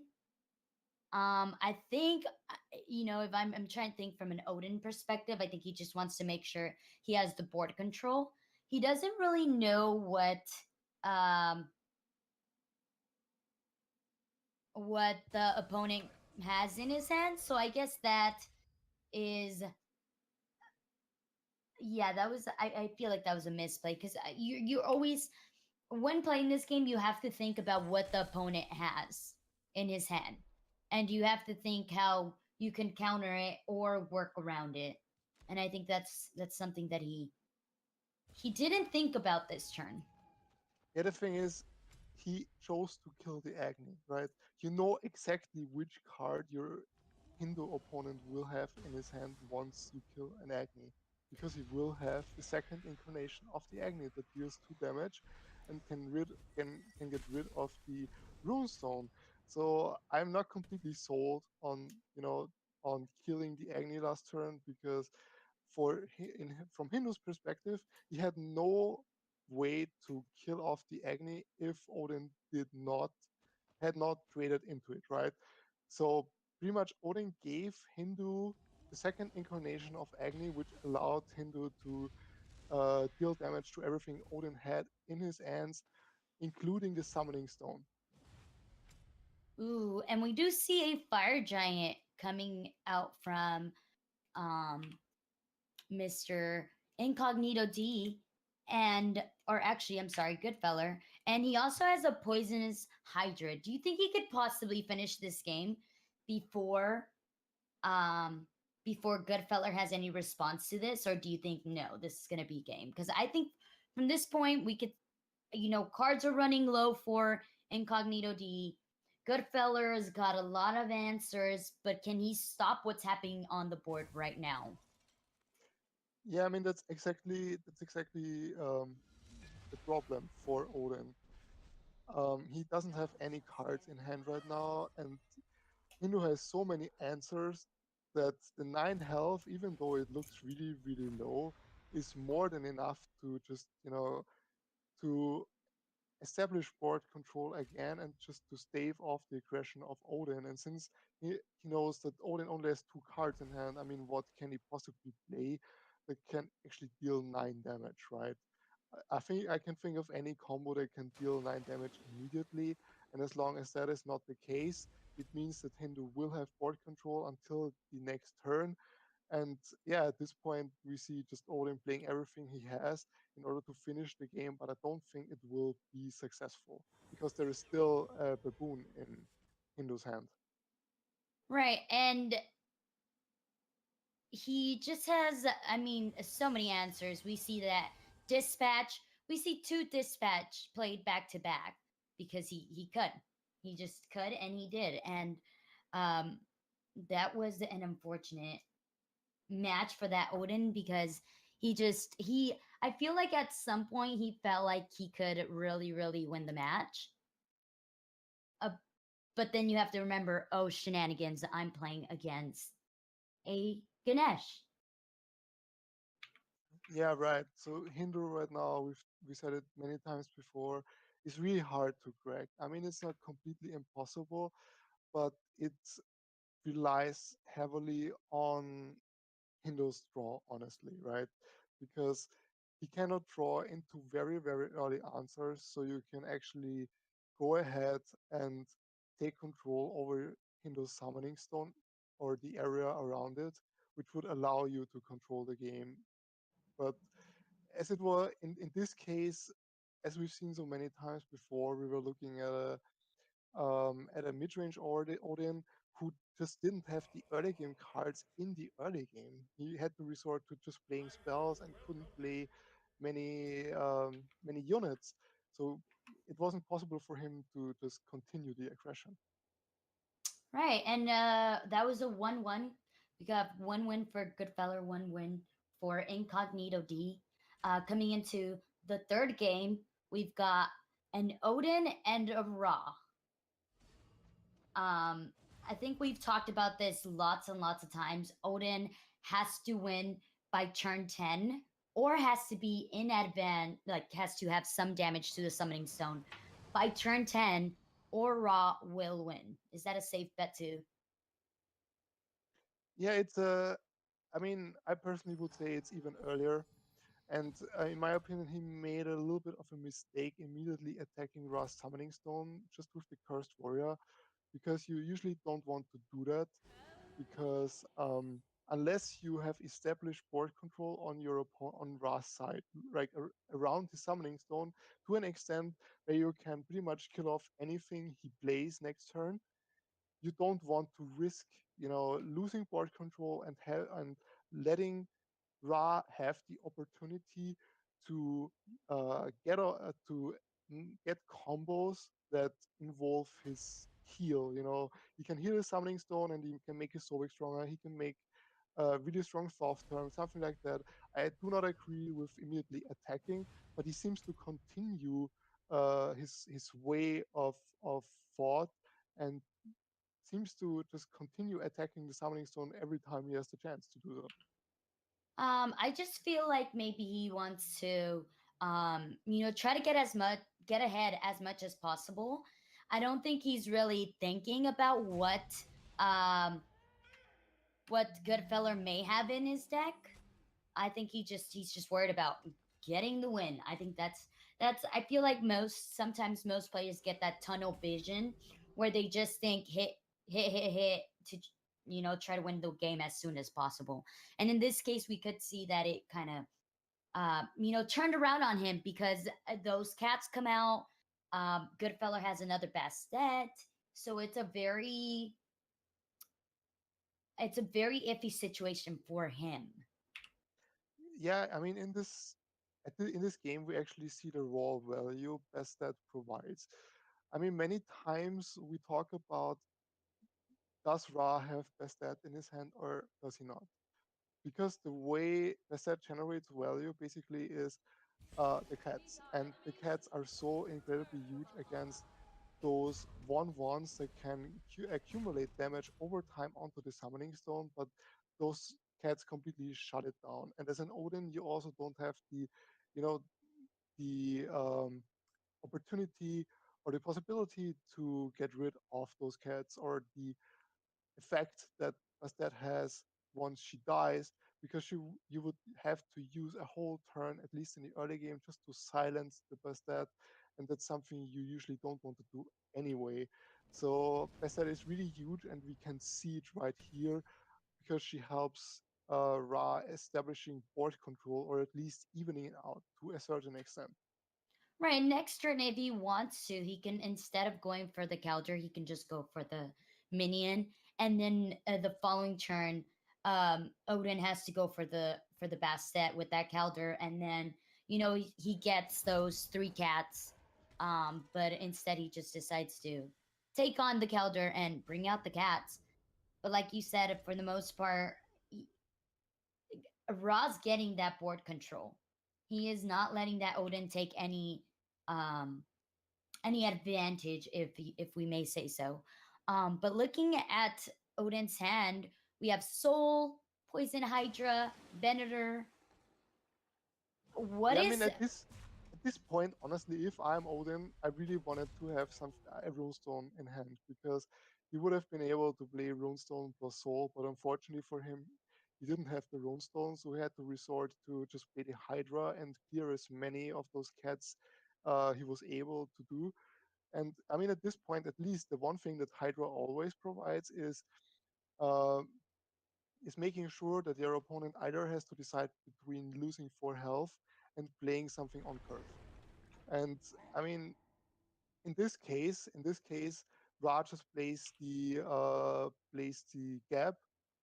I honestly think, you may even want to play something like War Behemoth right now, because shielding that Chaos Spawn in the long run, I think doesn't really help you, but you really need the card draw.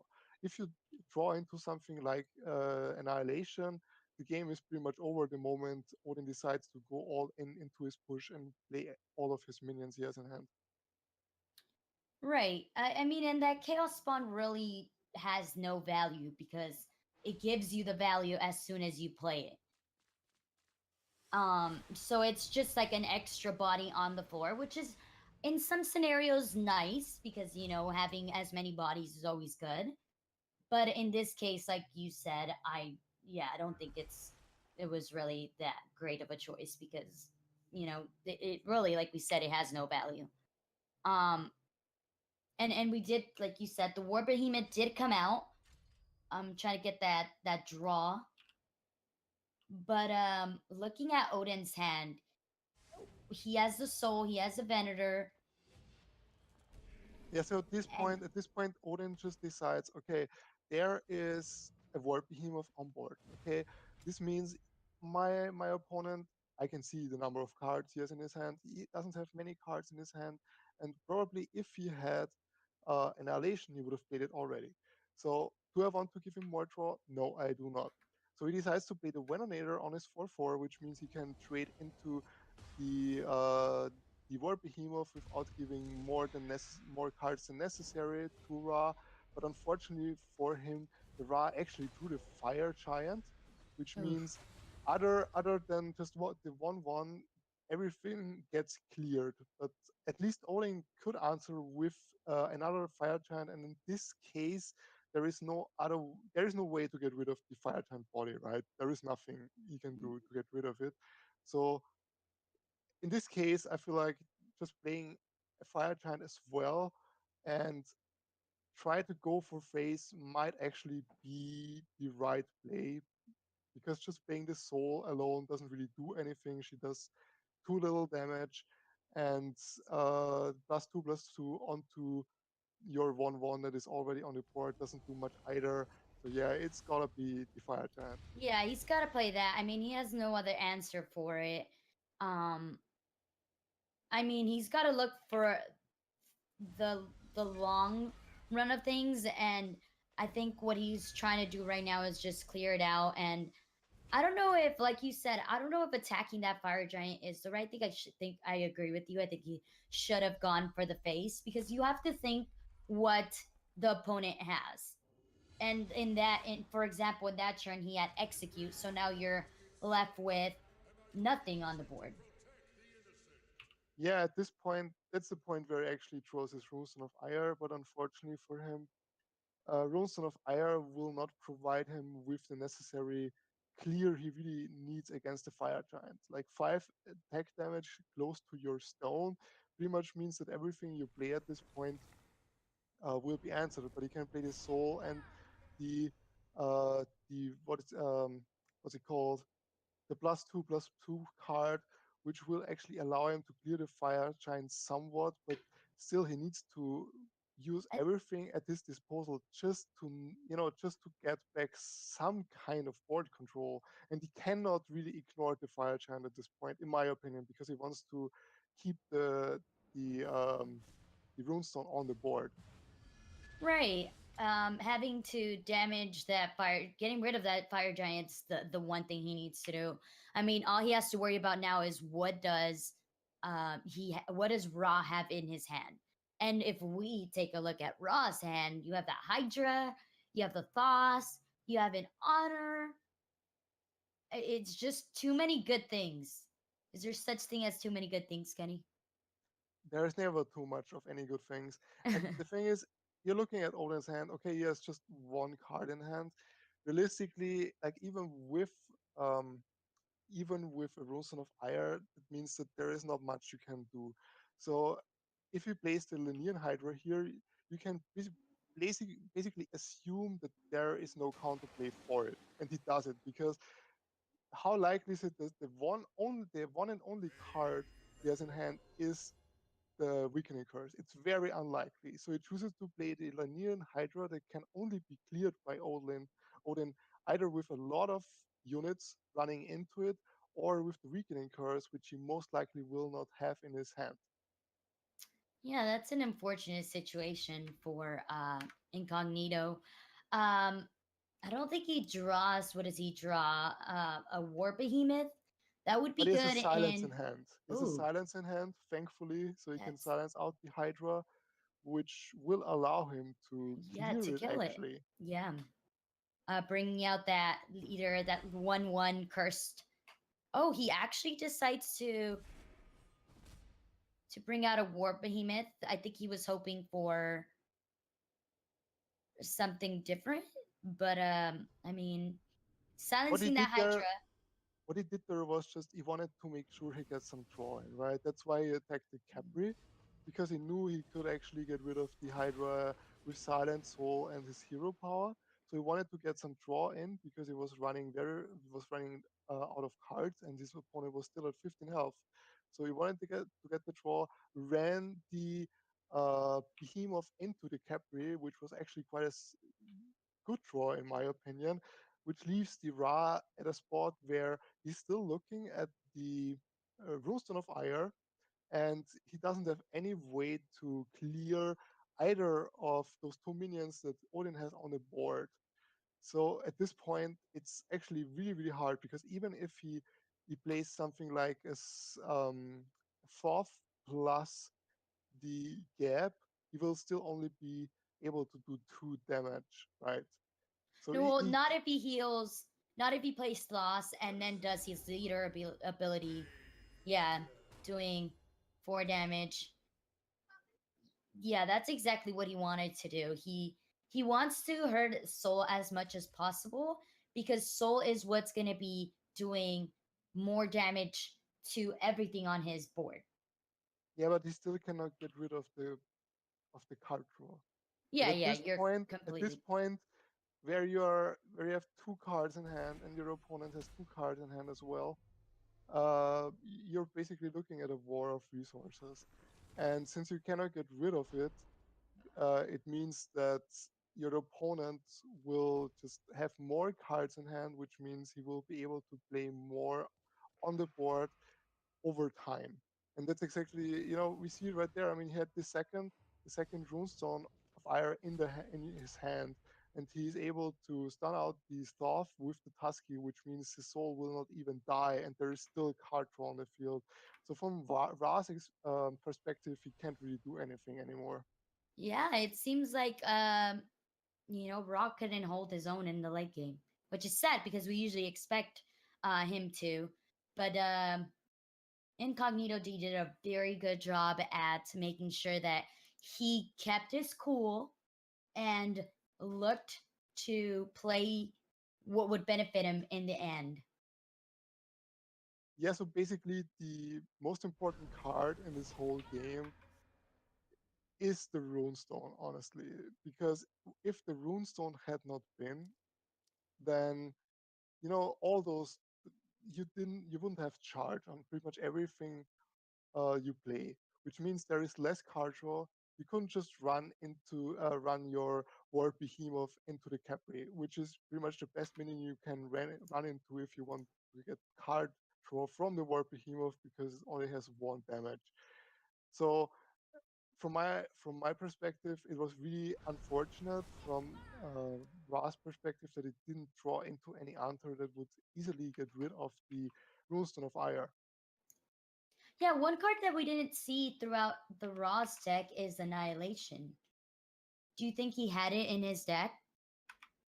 I mean, I'm pretty sure everybody utilizes Annihilation because it's just such a strong card that can completely negate an aggressive deck's aggression past 7 turns. But unfortunately, it just didn't draw into it. And at some point, I mean, in this particular game, his opponent just didn't have the opportunity to play around it because he was also on very, very low cards for the most of the time. For most of the time, but yeah, usually you want to play around it. And in this particular case, even though he wasn't able to, like the Odin player was not able to, since Annihilation was not in hand, well, Ra just was not able to get rid of all the minions at once. And it just goes to show how important Annihilation is. Um, but yeah, that was an insane match. Odin with that win, and I mean, it's just I do you feel like Odin is like the meta deck right now? Besides Hindu, of course, we know Hindu is OP. I mean, Odin has always been a very, very strong deck. Either it's a more mid-rangey oriented Odin or it's just the common rush Odin, but it has always been in the meta, and it's because it can snowball really, really hard, and it has a card like Tombstone of Ire that is in many eyes pretty strong, if not OP. It just provides so much value. If it stays unanswered for too long, uh, it becomes a problem, a big problem. All right, well, we're looking at game three now. And we do see the same kind of setup. We've got the Ganesh versus the Raw. Um, and this is, I feel like this is, we talked about this earlier. Um, Ganesh is a late after party guy, whereas Raw is the late casual guy, right? Is that what we agreed on? Yeah, that's pretty much the gist of it. Thankfully for Ra, um, Ganesh didn't have very early game drops, like at the very, very start. He drew into Vamana at this point, and he also plays him because at this point, you really don't want to play the poisonous card because you need some kind of board control. If you don't have um, any board presence, any minion, and you play the 2 mana poisonous card, it just means that your opponent can easily run at your stone and will down your not only your stone but also your pillars, and that's what you want to negate as much as possible. So he plays the Vamana, but Ra is playing really, really aggressively, and I personally really like to see that because, as we said before, it's very, very, very late game versus yeah, good late game, but not the best anymore, which means Ra is going very aggressive right now. Now, do you agree with him giving that extra health to that chaos spawn? Yeah, I mean, the reason why he gave it to the Chaos Spawn is because he's playing around the possibility of something like recall, right? Okay. Because Vamana could have traded into the Chaos Spawn easily, and he would have survived. But this way, even if if you gave it to the Hydra, you could just recall it and kill off the Chaos Spawn, which means that 2 cards would have been off the field. But the way he did it with his gap was in a way that meant that Vamana couldn't trade into anything efficiently. So yeah, this line of thinking wasn't even possible for the Ganesh player. Yeah, and he does take that 4 damage to his summoning zone. Who would you consider being in control right now? I mean, right now you have to consider Ra to be in control because he's it's his turn, and in terms of raw power, he's definitely has quite a magnificent margin actually because he also has the chance of getting rid of the Raven. He has the chance of getting rid of the Vamana. Of course, he doesn't know if his opponent has something like Agni in hand, which would kill off the Hydra, but it's still the safest play. So he gets rid of the Vamana and he kills off the Vamana, or he even decides to go for the stone. That's a really interesting. That's actually really, really interesting. So he decides, okay, I want my opponent to react to what I do, even though I'm a Ra and I'm usually really good in the late game. I'm just going for your stone. Just show me what you got. Try to get rid of all I've got on the field, and well, just don't screw it up or you lose the game. Right, he wants to. It's basically making him play his game, if we can say it in a short sentence. Um, but looking at Ganesh's hand, he has uh, Echo Blast, Illusion, Dispatch. He's got, I feel like he's got more than enough, maybe, answers to what he has. What do you think he's going to play? I mean, at this point, you kind of have to recall something. I feel like because the power on board is so huge, but you also want to get rid of the poisonous card in your hand, because if you don't, it has already done so much damage. Uh, yeah, I still think he will play the recall onto the gap maybe, but it's really hard at He, this point, because yeah, he's he has lost so much. He's lost so much health already, and he only has the Vamana on board, which isn't even the second incarnation. We would be able to trade into 2 minions at a time, assuming they are next to each other. So yeah, right now Ra is definitely in the driver's seat.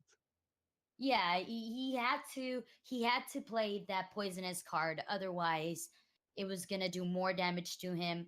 And that's what's so amazing. I don't think a lot of people give enough credit to the poisonous Hydra, but the card not only, yes, it does damage to the enemy's summoning stone, but it also makes them think of a different play. So, like as a player, we both know that you have a set play in mind that you want to do, like an ideal play.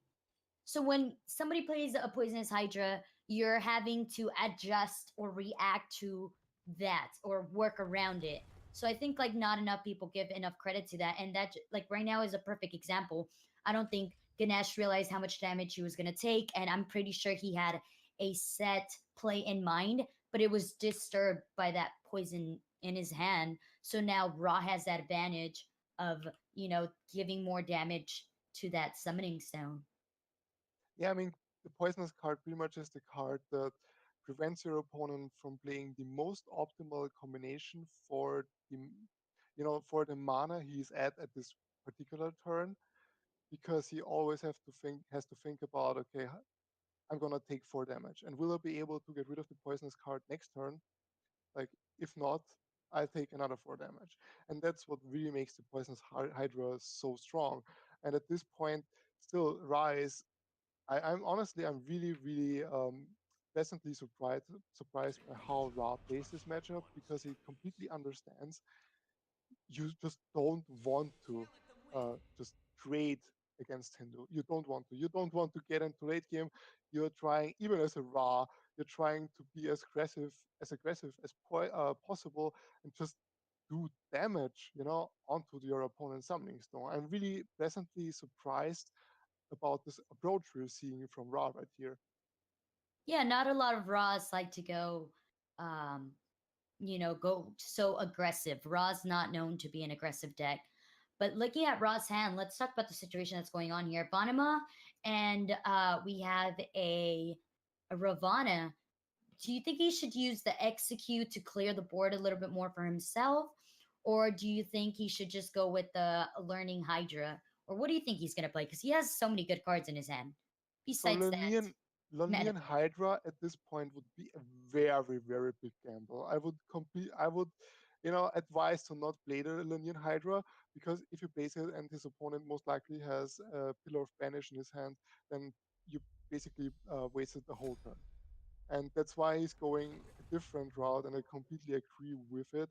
But honestly, I feel like may it's hard to say. Maybe I should have tried to get rid of the Ravana as well, because he would have been able to, if he had used the not even had to have used the mana potion, just playing the Magma Slam would have been able to get rid of the Vamana, which would have solidified your position on the board, and which would have probably even secured the game for you in this point. But at this point, you're still looking at a 7 health Hindu stone, so it's looking still rather good for Ra. Yeah, I mean, not having those pillars, I feel like that's when things are a little bit bad because you don't have as many pillars as you like, and you're not able to play as many cards as you like. I mean, right now we do see a lot of cards in his hand, and some very good cards in given situations. But right now he's just, I feel like he feels stuck. He's got so much damage on his stone. He doesn't have enough pillars. He doesn't know what the raw opponent has. So what does he do to try to lengthen the game and see if he could possibly save himself. Yeah, I mean, what he did was he blocked the path that Bastard would have been able to take, obviously. So that's what he did. And at this point, I mean, we're looking at 2 damage from the Chaos Spawn. We're looking at 3 damage from the Magma Slam. So actually, it's just 2 damage off. If the Ravan would not have been in this particular position, the game would be over by now. But unfortunately for him, it just doesn't work out. I can't remember if he has already played the first Magma Slam, but if No, he's that would waiting be for yeah no, but if if he's waiting for the Magma Slam or pretty much anything like even Annihilation would do 4 damage to the stone. So he has quite a lot of outs to kill Hindu at this point, even without minions. yeah, those spell cards are can be pretty deadly. Um, but like he looks like he's just deciding does he want to. I guess he doesn't want to attack at all. He was like, I'm just gonna save it till next turn. Um, Looking at Hindu's hand, he has illusion, dispatch, and dispatch. So double dispatch. Do you think he's gonna use it right now? Yeah, definitely. He needs to get rid of the Hydra, and that's what he does at this moment. And he kind of also wants to get rid of the Bastet because she also does damage to the stone. You can kill the Bastet, but there are still the pesky 1/1s, and as long as you do not have something like an Agni in your hands, then that means that those 1/1s will deal damage to the stone. So yeah, he gets rid of pretty much everything that Ra has had on the board and retakes board control. And at this point, it's where Hindu actually gets back a lot of health from his um, from his from his pillars, Pillars. Mhm. which means that if Ra cannot finish the game in time at this point, because at this point, board control pretty much has gone out of the window for him, he will be in a lot of trouble. Yeah, looking at his hand, he's got the Geb, Bastet, and the Thos, which are characters that were given back to him, and the Hydra. But he does have Last Breath. Would it be too crazy to try to go for a Last Breath and hope that it goes on the Gladiator and the Ravana? Well, the thing is, he cannot go on the Ravana because the Ravana is Oh, spelling moon. that's right. Right. So it would be a very big gamble, just to play the last breath, just to get rid of the gladiator. And I mean, he plays it, but it's not the worst outcome. But obviously, you don't want to hit the 0-3 pillar that has already been silenced. So still, it's a very tricky situation for Ra, and he's basically waiting for cards to be able to finish the game with spells. Well, fortunately, it didn't. Like we talked about, it didn't hit the one that was silenced. He does go to hit Geb. He does have that gladiator in the face. Whether he chooses to get rid of the Geb or goes for the summon stone is up to him. But looking at his hand, he plays that fire giant. I think. Oh, is it too crazy to say that he he might have expected the Raw to play out most of his good cards? I mean, I feel I like mean, he knew that it was going to come down to a very close game. That's what I'm. from at this point, from a Hindu's perspective, you're already having board control, and you know that Ra will not get the board control back because your pillar of fortitude has given your minions additional health. And at this point, everything Ra can do is finish the game with spells. But since you also have your pillars of life that heal your summoning stone um, turn after turn, it gets out of reach for Ra, and well, unfortunately, Wow. this will not result in a win for me, even though I was really, really close. Yeah, that's unfortunate. So I mean, congratulations to Ganesh for being the late guy. he took the crown for that one, and he literally has a crown. What do you think were some things that a good feller could have done to try to win the game?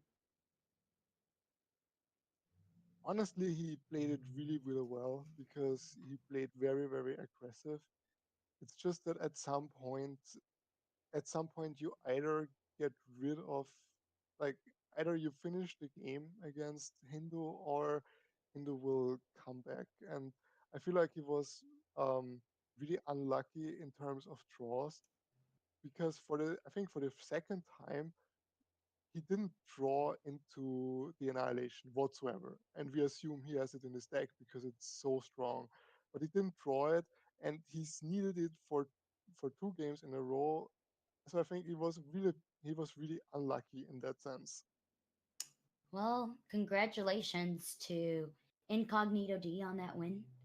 Um, and now we know that Ganesh is the late guy. So if you like playing really late decks, this is your new favorite deck. Thank you for watching, ladies and gentlemen. This is the end of the tournament.